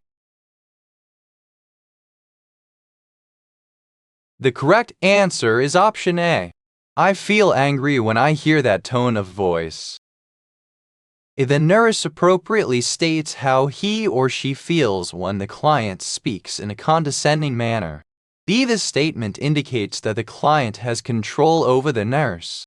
No one makes another person angry. Each individual has a choice. C. Why questions usually put a person on the defensive. In addition, the client cannot make the nurse angry. The client does not have that control. D. Again, a wise statement places the client on the defensive. Question 76. The mother of a 7-year-old mental health center client reports that the client has refused to attend gymnastics for the past 2 weeks. Prior to that time, the child liked going to this class and was attending 3 times a week. In talking with the client, the nurse would. Here are the options. Option A. Ask her why she doesn't like gymnastics anymore. Option B. Ask her to describe how things were at gymnastics before she started refusing to go. Option C. Tell her that it is okay to be afraid of this activity. Option D. Reassure her that things will get better once she begins the classes again. The correct answer is option B. Ask her to describe how things were at gymnastics before she started refusing to go. A. The child has not said that she dislikes gymnastics. B. The nurse will be able to obtain information on what events occurred at gymnastics prior to her refusal to attend. The nurse will also gain information about the child's perception of the problem. C. The child has not said she is afraid to go to gymnastics. D. False reassurance is inappropriate. Question 77. A 42-year-old client presents with a diagnosis of paranoid schizophrenia. She has become increasingly restless and verbally argumentative, and her speech has become pressured. She is exhibiting signs of. Here are the options. Option A. Depression. Option B. Agitation. Option C. Psychotic ideation. Option D. Anhedonia. The correct answer is option B. Agitation. A signs of depression would include withdrawal, sadness, morbid thoughts, insomnia, early awakening, etc.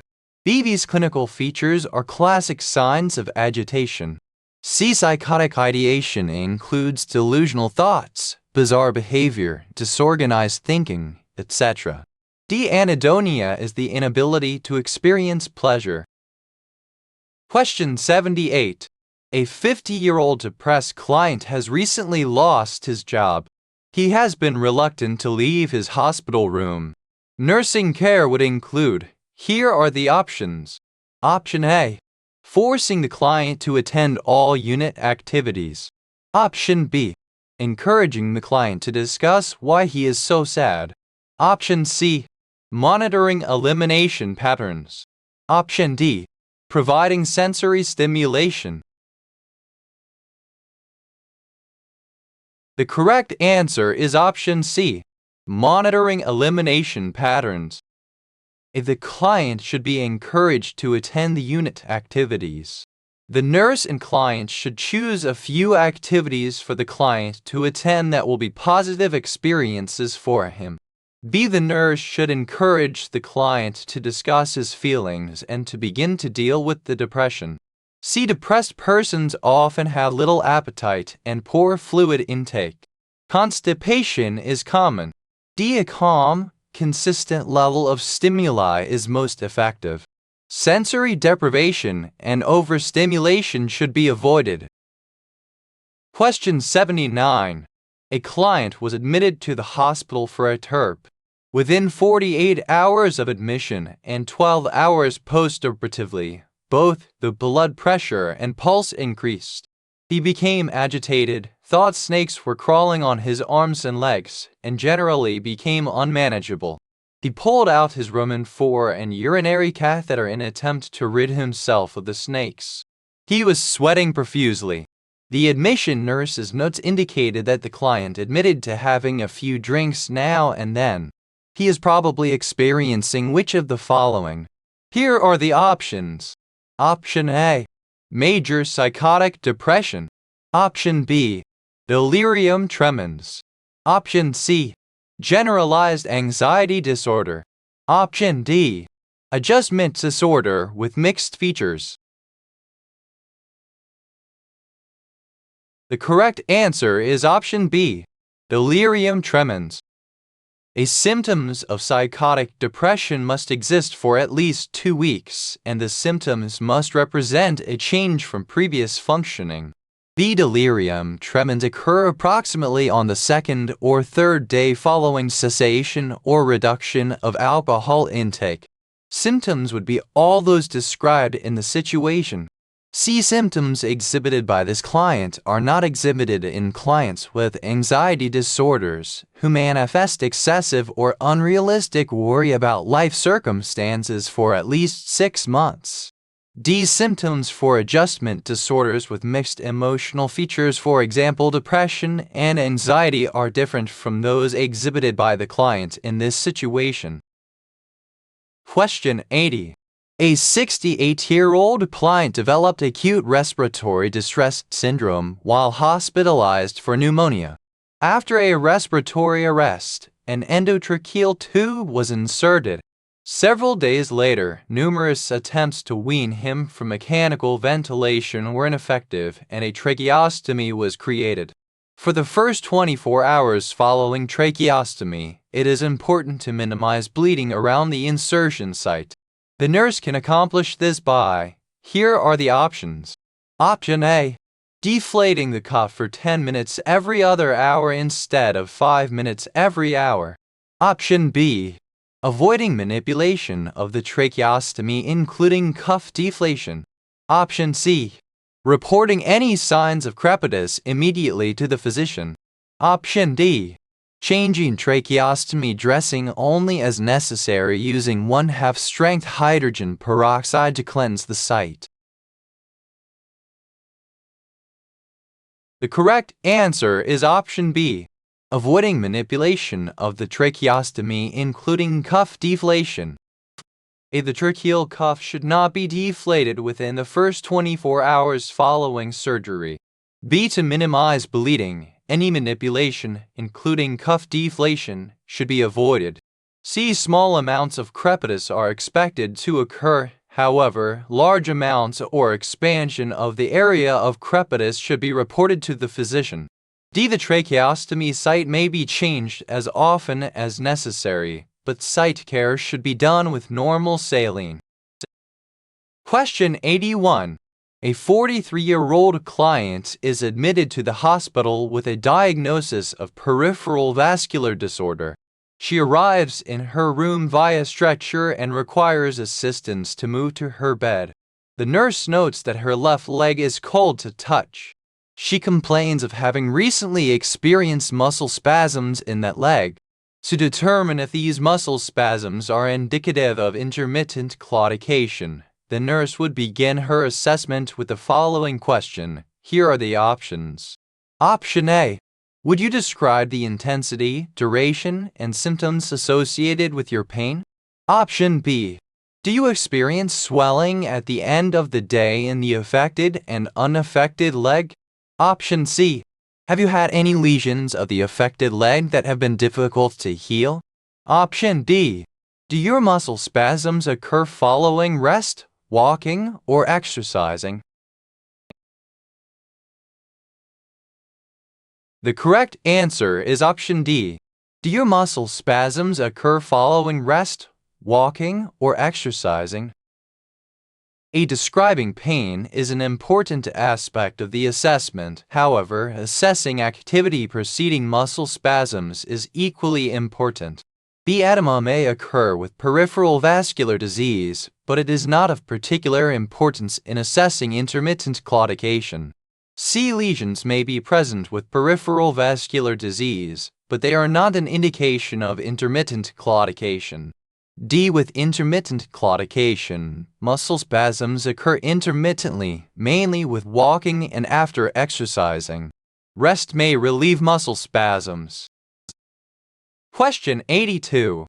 A client had a ruptured abdominal aortic aneurysm that was repaired surgically. Her post-operative recovery progressed without complications, and she is ready for discharge.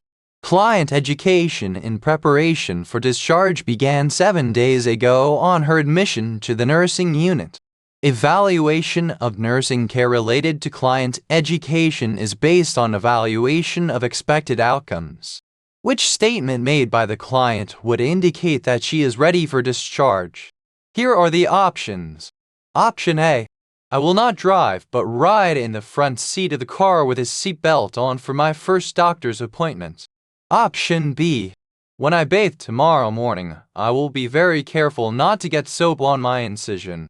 Option C. I am allowed to exercise by walking for short periods. Option D. Teach my husband about the diet. He'll be doing all the cooking now. The correct answer is option C. I am allowed to exercise by walking for short periods. Post-operatively, clients with major abdominal surgery are instructed to avoid driving, riding in the front seat, and wearing seat belts because any sudden impact may injure a fresh incision. She should ride in back seat without a seat belt. Clients should not sit in the tub and allow the incision to soak in water because this may predispose the client to infection. A short, cool shower would be preferable.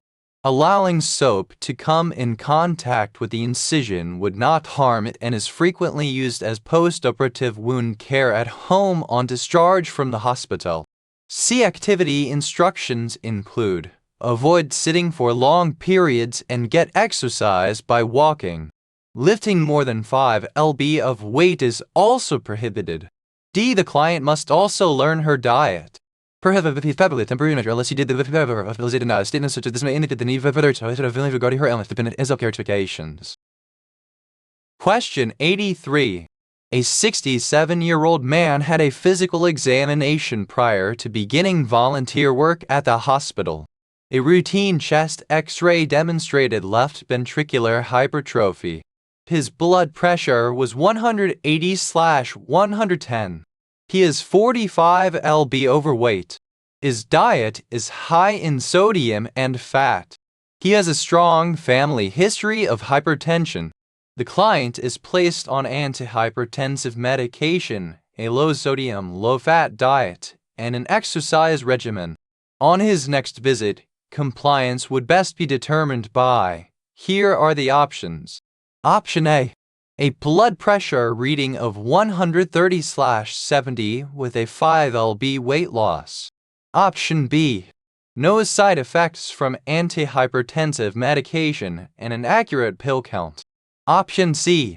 No evidence of increased left ventricular hypertrophy on chest X-ray. Option D. Serum blood levels of the antihypertensive medication within therapeutic range. The correct answer is option A. A blood pressure reading of 130/70 with a 5 lb weight loss. A blood pressure within acceptable range best demonstrates compliance, but weight loss cannot be accomplished without adherence to medication, diet, and exercise. The absence of side effects does not indicate compliance with medication. Pill counts can be misleading because the client can alter pill counts prior to visit. C. Left ventricular hypertrophy is not an accurate measure of compliance because hypertrophy frequently does not decrease even with pharmacological management. D. Therapeutic blood levels measure the drug level at the time of the test. There is no indication of compliance several days before testing. Question 84. A 55-year-old woman entered the emergency room by ambulance. Her primary complaint is chest pain. She is receiving O2 via nasal cannula at 2L/min for dyspnea.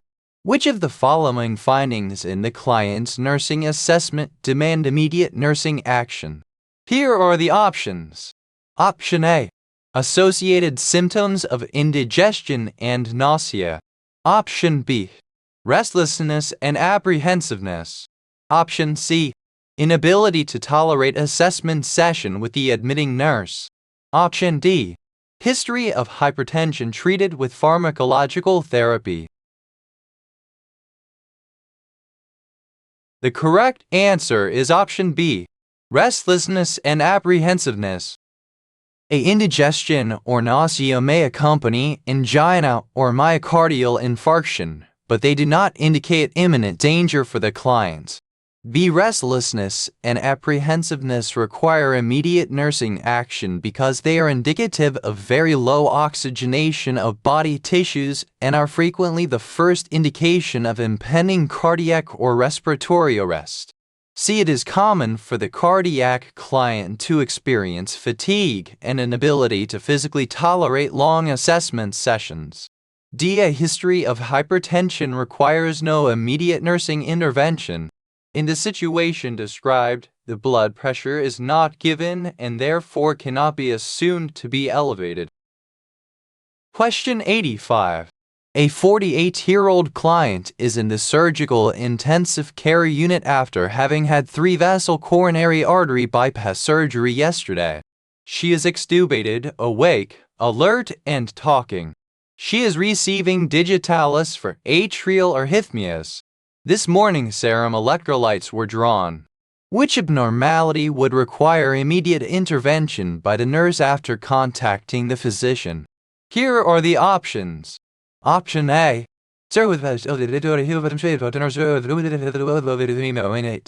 Option B. Serum sodium is low. The nurse should change Roman 4 fluids to normal saline. Option C. Blood urea nitrogen is subnormal. The nurse should increase the protein in the client's diet as soon as possible. Option D. Serum potassium is low. The nurse should administer KCl as ordered. The correct answer is option D. Serum potassium is low. The nurse should administer KCl as ordered. An elevated serum osmolality poses no immediate danger and is not corrected rapidly. B. A low serum sodium alone does not warrant changing Roman 4 fluids to normal saline. Other assessment parameters, such as hydration status, must be considered. C. A low serum blood urea nitrogen is not necessarily indicative of protein deprivation. It may also be the result of overhydration. D. A low serum potassium potentiates the effects of digitalis, predisposing the client to dangerous arrhythmias. It must be corrected immediately. Question 86. A male client received a heart-lung transplant 1 month ago at a local transplant center. While visiting the nursing center to have his blood pressure taken, he complains of recent weakness and fatigue. He also tells the nurse that he is considering stopping his cyclosporine because it is expensive and is causing his face to become round. He fears he will catch viruses and be more susceptible to infections. The nurse responds to this last statement by explaining that cyclosporine, here are the options. Option A is given to prevent rejection and makes him less susceptible to infection than other oral corticosteroids. Option B is available at discount pharmacies for a reduced price.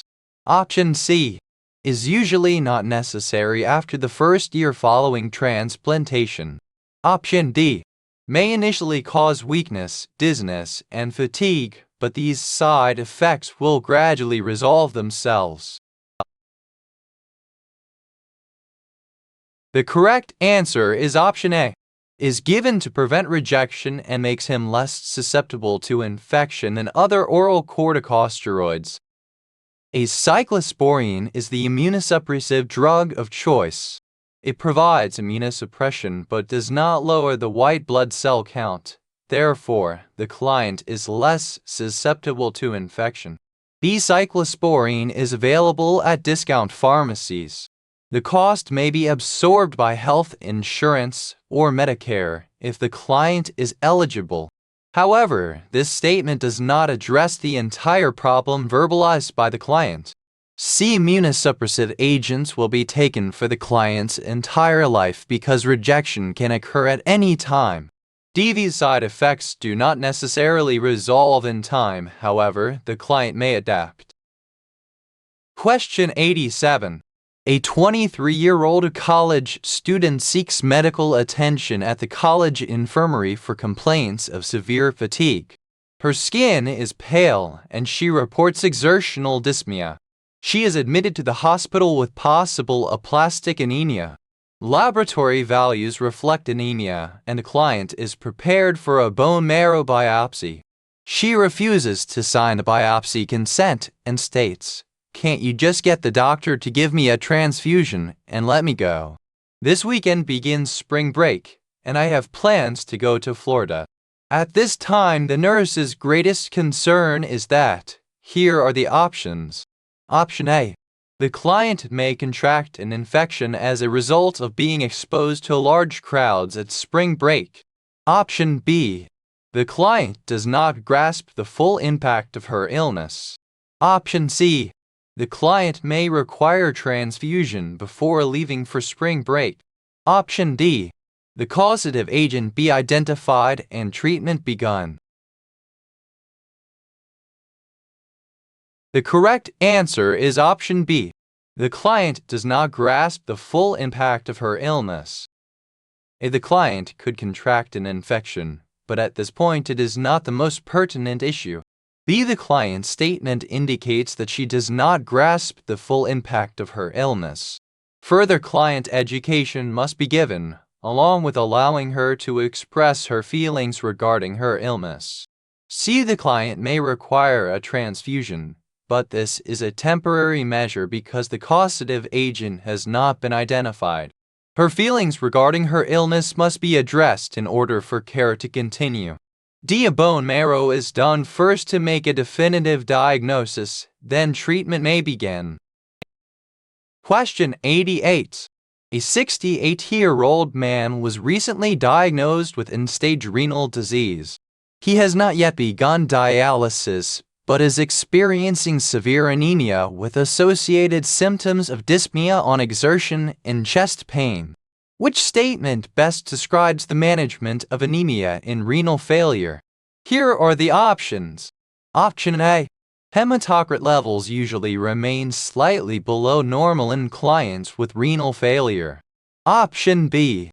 Transfusion is often begun as early as possible to prevent complications of anemia such as dyspnea and angina. Option C.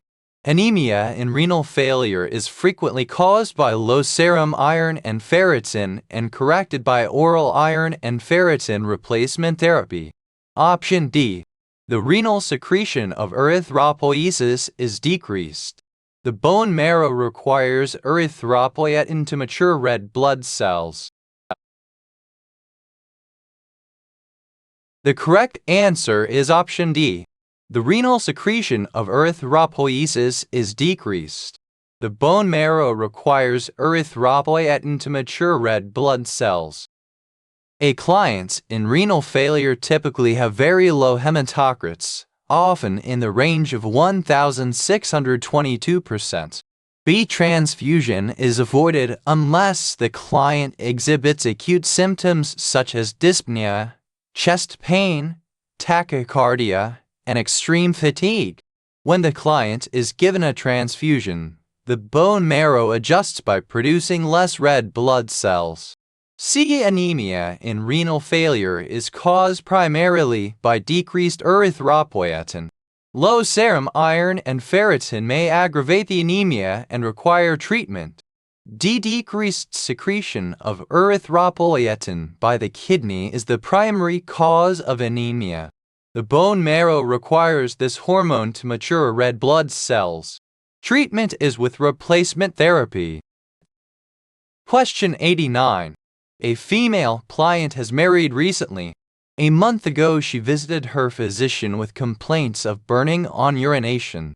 She was given a prescription for trimethoprim sulfamethoxazolbactrim DS bid for 10 days. She was admitted through the emergency room on Saturday evening complaining of flank pain. Her temperature was 104 F. A preliminary urinalysis revealed 31 bacteria along with red and white blood cells in the urine. A preliminary diagnosis of pyelonephritis was made. During a nursing admission assessment, which statement by the client demonstrates a possible cause for pyelonephritis? Here are the options. Option A. I have not been drinking 6 to 8 glasses of water each day as the nurse had instructed. Option B. I am afraid I may have something wrong with my bladder because I have been getting bladder infections frequently since I've been married. Option C. I took the Bactrim for 6 or 7 days. The burning stopped, so I saved the rest of the medication for the next time. Option D. I recently had the flu, which could be settling in my kidneys now. The correct answer is option C. I took the Bactrim for 6 or 7 days. The burning stopped, so I saved the rest of the medication for the next time. Although it is important that the client drink adequate fluids while treating a bladder infection with trimethoprim sulfamethoxazole, the failure to do so will not cause pyelonephritis. B. A stricture or abnormality may cause the progression of bladder infection to urinary tract infection, but this is rare. There is no indication in this situation that this has occurred. C. The most common cause of pyelonephritis is improper treatment of bladder infections. The client typically feels better after several days, discontinues the medication, and saves the remainder for the next occurrence of a bladder infection. For this reason, it is imperative to provide client education related to completion of the prescribed medication. D. There is no evidence that infection in another body system could cause pyelonephritis. Question 90. A male client was diagnosed 6 months ago with amyotrophic lateral sclerosis ALS. The progression of the disease has been aggressive. He is unable to maintain his personal hygiene without assistance.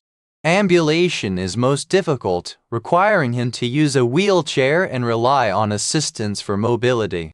He recently has become severely dysphasic. Nursing interventions for dysphagia would be aimed toward prevention of. Here are the options. Option A. Loss of ability to speak and communicate effectively. Option B. Aspiration and weight loss. Option C. Secondary infection resulting from poor oral hygiene. Option D. Drooling. The correct answer is option B. Aspiration and weight loss. A loss of ability to speak is not dysphagia. Although the client may have difficulty communicating, alternative measures can be developed to enhance communication. This goal, while important, is of a lesser priority. B. Dysphagia is difficulty swallowing, which could result in aspiration of food and inability to eat, causing weight loss. C. A secondary infection could result from poor oral hygiene, which could enhance the client's inability to eat, but this goal is of a lesser priority. D. Drooling normally occurs in clients with amyotrophic lateral sclerosis and may require suctioning. Drooling, while aggravating for the client, does not pose an immediate danger. Question 91. A 70-year-old female client is admitted to the medical intensive care unit with a diagnosis of cerebrovascular accident (CVA). She is semi-comatose, responding to pain and change in position. She is unable to speak or cough. In planning her nursing care for the first 24 hours following a CVA, which nursing diagnosis should receive the highest priority? Here are the options. Option A. Ineffective airway clearance related to immobility, ineffective cough, and decreased level of consciousness. Option B.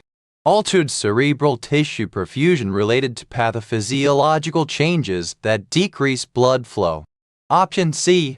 Potential for injury related to impaired mobility and seizures. Option D. Impaired verbal communication related to aphasia. The correct answer is option A. Ineffective airway clearance related to immobility, ineffective cough, and decreased level of consciousness. An effective airway is necessary to prevent hypoxia and subsequent cardiac arrest. B. Cerebral tissue perfusion is necessary to preserve remaining cerebral tissue, but this goal is secondary to maintenance of an effective airway.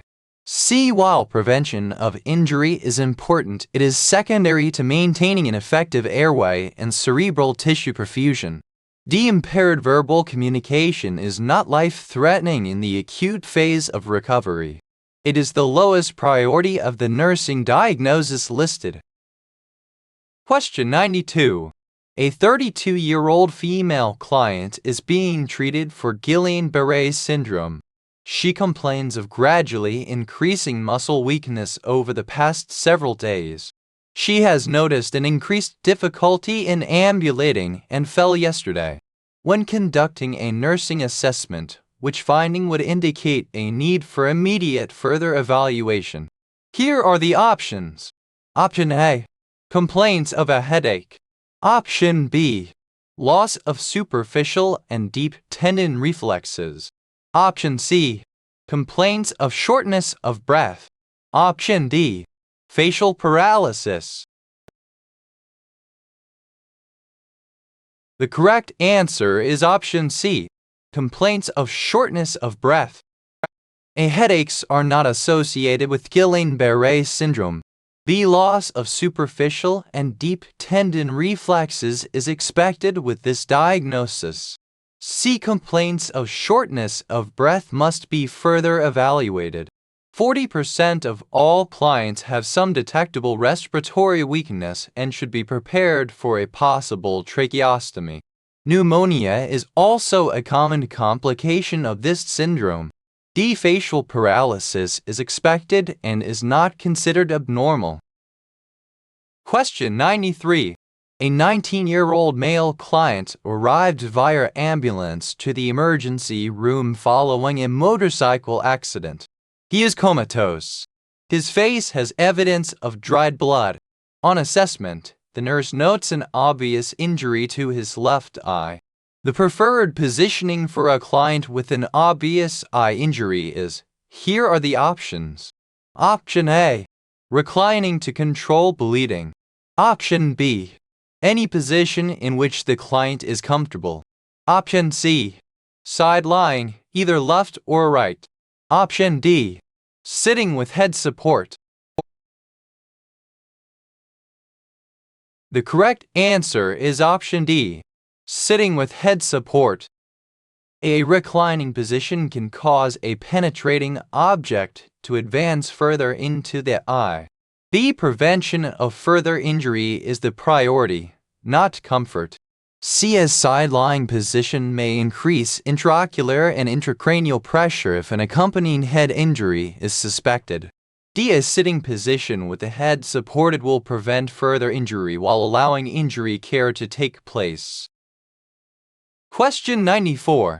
A female client has been hospitalized for several months following major abdominal surgery for a ruptured colon. A colostomy was created, and the large abdominal wound was left open and allowed to heal through granulation. She is receiving gentamicin Roman 4 for treatment of wound infection. Knowing this drug is ototoxic, the nurse would implement which of the following measures? Here are the options. Option A.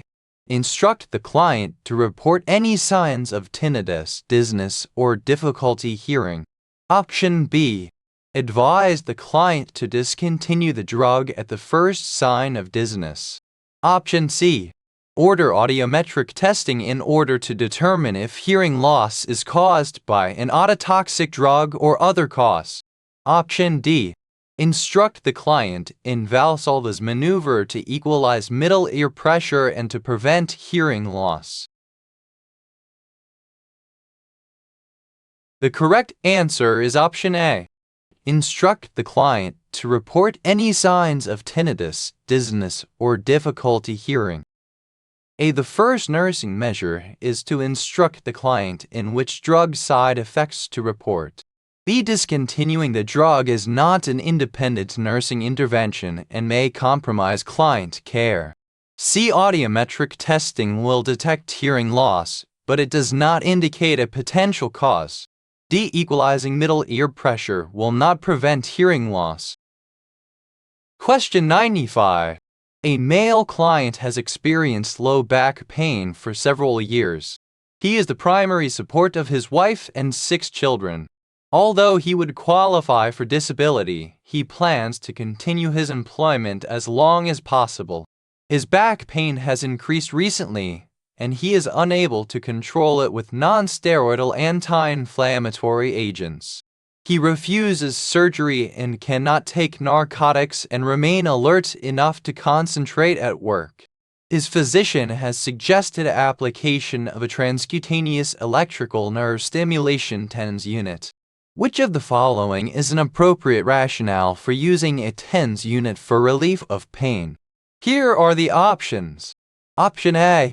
TENS units have an ultrasonic effect that relaxes muscles, decreases joint stiffness, and increases range of motion. Option B. TENS units produce endogenous opioids that affect the central nervous system with analgesic potency comparable to morphine. Option C.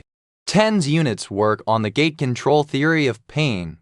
Biostimulation therapy of large fibers block painful stimuli.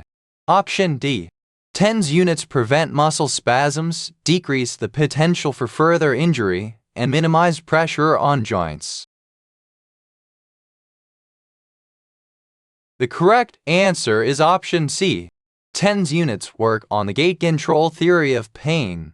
Biostimulation therapy of large fibers block painful stimuli. A TENS units do not have this effect, but whirlpool therapy does. B. TENS units do not produce endogenous opioids. Only the body can do that. C. TENS units do work based on the gate control theory of pain control. D. TENS units do not have this effect, but possibly changing the client's position would. Question 96. A male client had a right below the knee amputation 4 days ago. His incision is healing well. He has gotten out of bed several times and sat at the side of the bed. Each time after returning to bed, he has experienced pain as if it were located in his right foot. Which nursing measure indicates the nurse has a thorough understanding of phantom pain and its management? Here are the options. Option A. Phantom pain is entirely in the client's mind. The client should be instructed that the pain is psychological and should not be treated. Option B. The basis for phantom pain may occur because the nerves still carry pain sensation to the brain even though the limb has been amputated. The pain is real, intense, and should be treated. Option C. The cause of phantom pain is unknown. The nurse should provide the client with support to promote sleep and handle the injured limb smoothly and gently. Option D. Phantom pain is caused by trauma, spasms, and edema at the incisional site. It will decrease when postoperative edema decreases. It should be treated with non-narcotic medication whenever possible. The correct answer is option B. The basis for phantom pain may occur because the nerves still carry pain sensation to the brain even though the limb has been amputated. The pain is real, intense, and should be treated. This statement is entirely false. B. Phantom pain may be caused by nerves continuing to carry sensation to the brain even though the limb is removed. It is real, intense, and should be treated as ordinary pain would. C. Although the cause of phantom pain is still unknown, the measures may promote the relief of any type of pain, not just phantom pain. D. Phantom pain is not caused by trauma, spasms, and edema and will not be relieved by decreasing edema.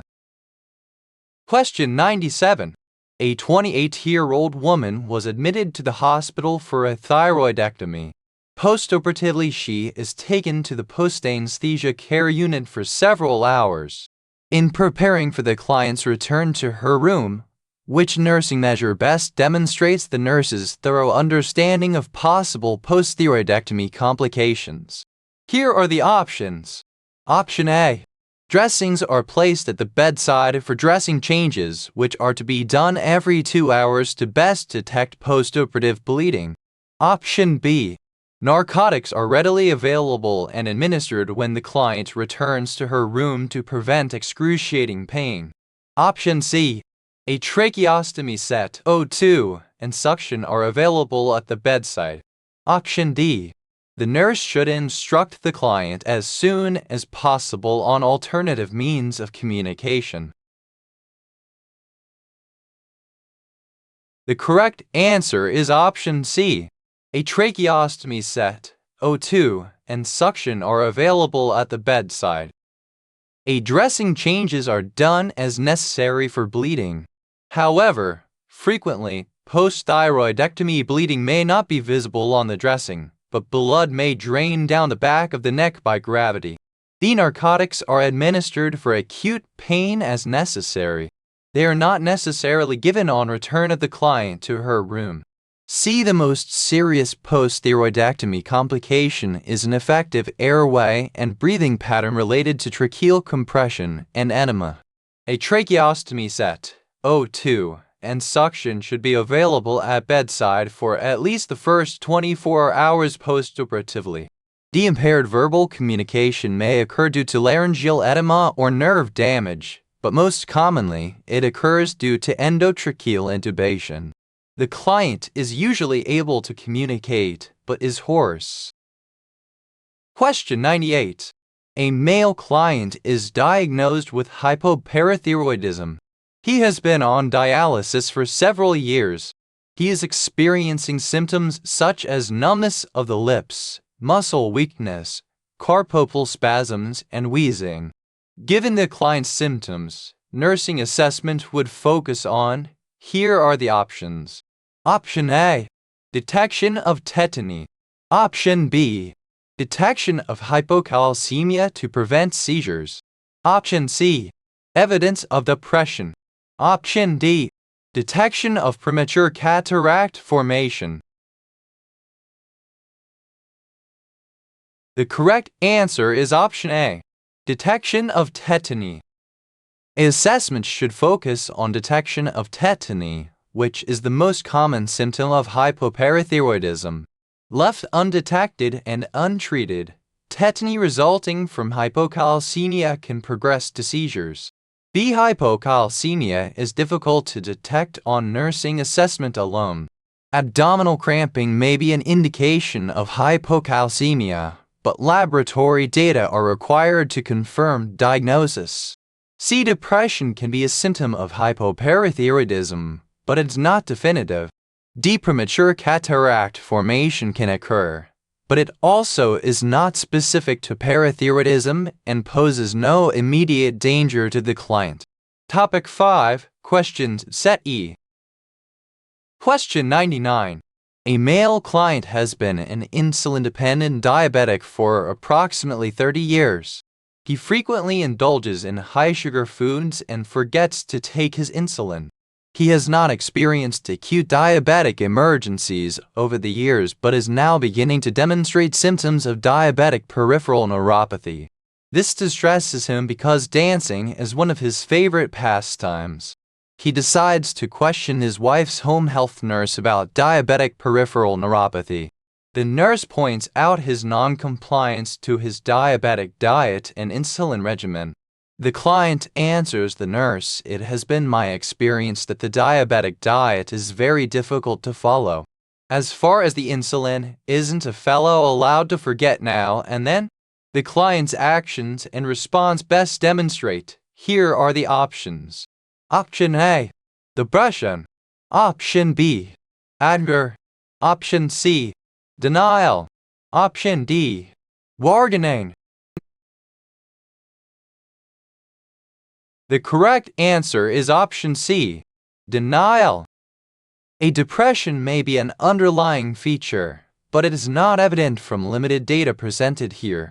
The anger is not exhibited in his response. C. Denial is evident in the client's actions. Through the years, he has had a casual approach to his illness. He only becomes concerned when bodily changes affect his present lifestyle, when in fact he should have been concerned all along. His verbal response also reflects denial. D. There is no evidence of bargaining in the client's actions or verbal response. Question 100. A female client was recently diagnosed with gastric cancer. She entered the hospital and had a total gastrectomy with esophagogostomy. Her postoperative recovery was uneventful. On conducting discharge teaching, the nurse discusses changes in bodily function and lifestyle changes with the client. In order to prevent pernicious anemia, the nurse stresses that the client must. Here are the options. Option A. Receive monthly blood transfusions. Option B. Increase the amount of iron in her diet. Option C. Eat small quantities several times daily until she is able to tolerate food in moderate portions. Option D. Understand the need for vitamin B12 replacement therapy. The correct answer is option D. Understand the need for vitamin B12 replacement therapy. A monthly blood transfusions are not indicated post-gastrectomy. The increasing iron in the client's diet may cause irritation and will not alleviate pernicious anemia. C. It may be necessary that the client eat small meals several times per day, but this measure has no relevance to prevention of pernicious anemia. D. Pernicious anemia is caused by lack of vitamin B12, and replacement therapy will be necessary because the client's stomach has been removed. Question 101. A female client was employed as a client care technician in a hemodialysis unit. She recently began to experience extreme fatigue, being able to sleep for 1,620 hours at a time. She also noted that her urine was tea-colored, which she rationalized was a result of the vitamins she began taking to alleviate fatigue. She was diagnosed with hepatitis B. After a brief hospital stay, she is discharged to her parents' home. Her mother asks the nurse if any precautions are necessary to prevent transmission to the client's family. The nurse explains necessary precautions, which include. Here are the options. Option A. Isolation of the client from the remainder of the family. Option B. Separate bathroom facilities if possible. If not, then cleansing daily of the facilities with a chloride solution. Option C. No necessary precautions because she is beyond the contagious phase. Option D. Laundering clothes separately in cold water with a chloride solution. The correct answer is option B. Separate bathroom facilities if possible. If not, then cleansing daily of the facilities with a chloride solution. Isolation is not necessary, even in the acute phase. B. Separate bathroom facilities are recommended. If unavailable, daily cleansing with a chloride solution is recommended. C. Precautions continue to be necessary while the client is in the active phase of hepatitis. D. Clothes are to be laundered separately in hot water with a chloride solution. Question 102. A male client is admitted to the medical surgical unit from the emergency room with a diagnosis of acute pancreatitis. The nurse performs the admission nursing assessment. He is NPO with Roman 4 fluids infusing at 100 ml/hour. He is experiencing excruciating abdominal pain. Based on an analysis of these data, which nursing diagnosis would receive the highest priority? Here are the options. Option A. Pain related to stimulation of nerve endings associated with obstruction of the pancreatic tract. Option B. Fluid volume deficit related to vomiting and nasogastric tube drainage. Option C. Knowledge deficit related to treatment regimen. Option D. Altered nutrition, less than body requirements, related to inadequate intake associated with current anorexia, nausea, vomiting, and digestive enzyme loss. The correct answer is option A. Pain related to stimulation of nerve endings associated with obstruction of the pancreatic tract. A relief of pain is the primary goal of nursing intervention because this client is experiencing acute pain. B. Fluid volume deficit is being treated with Roman 4 fluid replacement. C. Knowledge deficit will not be addressed at this time because a client in acute pain is not ready to learn. D. Alteration in nutrition is the third priority after relief of pain and fluid volume deficit. Question 103. A male client has burns over 90% of his body after an automobile accident resulting in a fire. He was trapped inside the auto and pulled out by a bystander. After several months in the hospital and over 20 surgeries, discharge planning has begun. Throughout his hospitalization, the nursing staff has been aware of psychological changes the client faces after burns over a large portion of his body resulting in disfigurement. The nursing staff can best foster the client's self-esteem by, here are the options. Option A. Adhering to a strict schedule of diet, exercise, and wound care. Option B. Allowing him to go to physical therapy for whirlpool treatment when other clients were not in physical therapy. Option C. Following a standardized plan of care for burn clients formulated by a world-renowned burn center. Option D. Allowing him to plan, assist in, and perform his own care whenever possible. The correct answer is option D. Allowing him to plan, assist in, and perform his own care whenever possible. A regimented schedule allowing no flexibility will not foster the client's self-esteem. B. Isolating the client may only enhance his feelings of social isolation due to his disfigurement.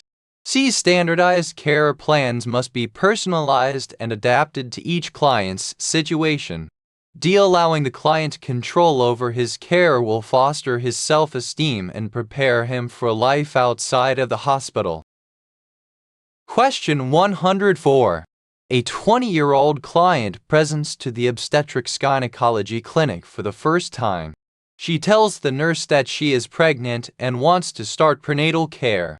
After collecting some initial assessment data, the nurse measures her fundal height to be at the level of the umbilicus. The nurse estimates the fetal gestational age to be approximately. Here are the options. Option A, 10 weeks. Option B, 16 weeks. Option C, 20 weeks. Option D, 30 weeks. The correct answer is option C, 20 weeks. At 10 weeks, the fundus is located slightly above the symphysis pubis. B. At 16 weeks, the fundus is halfway between the symphysis pubis and the umbilicus.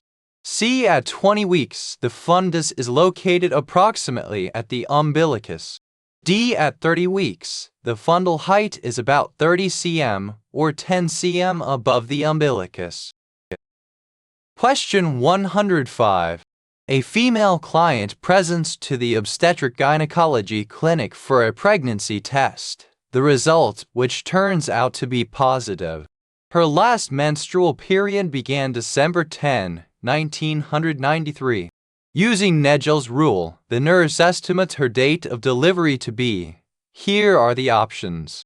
Option A, September 17, 1994. Option B, September 10, 1994. Option C, September 3, 1994. Option D, August 17, 1994.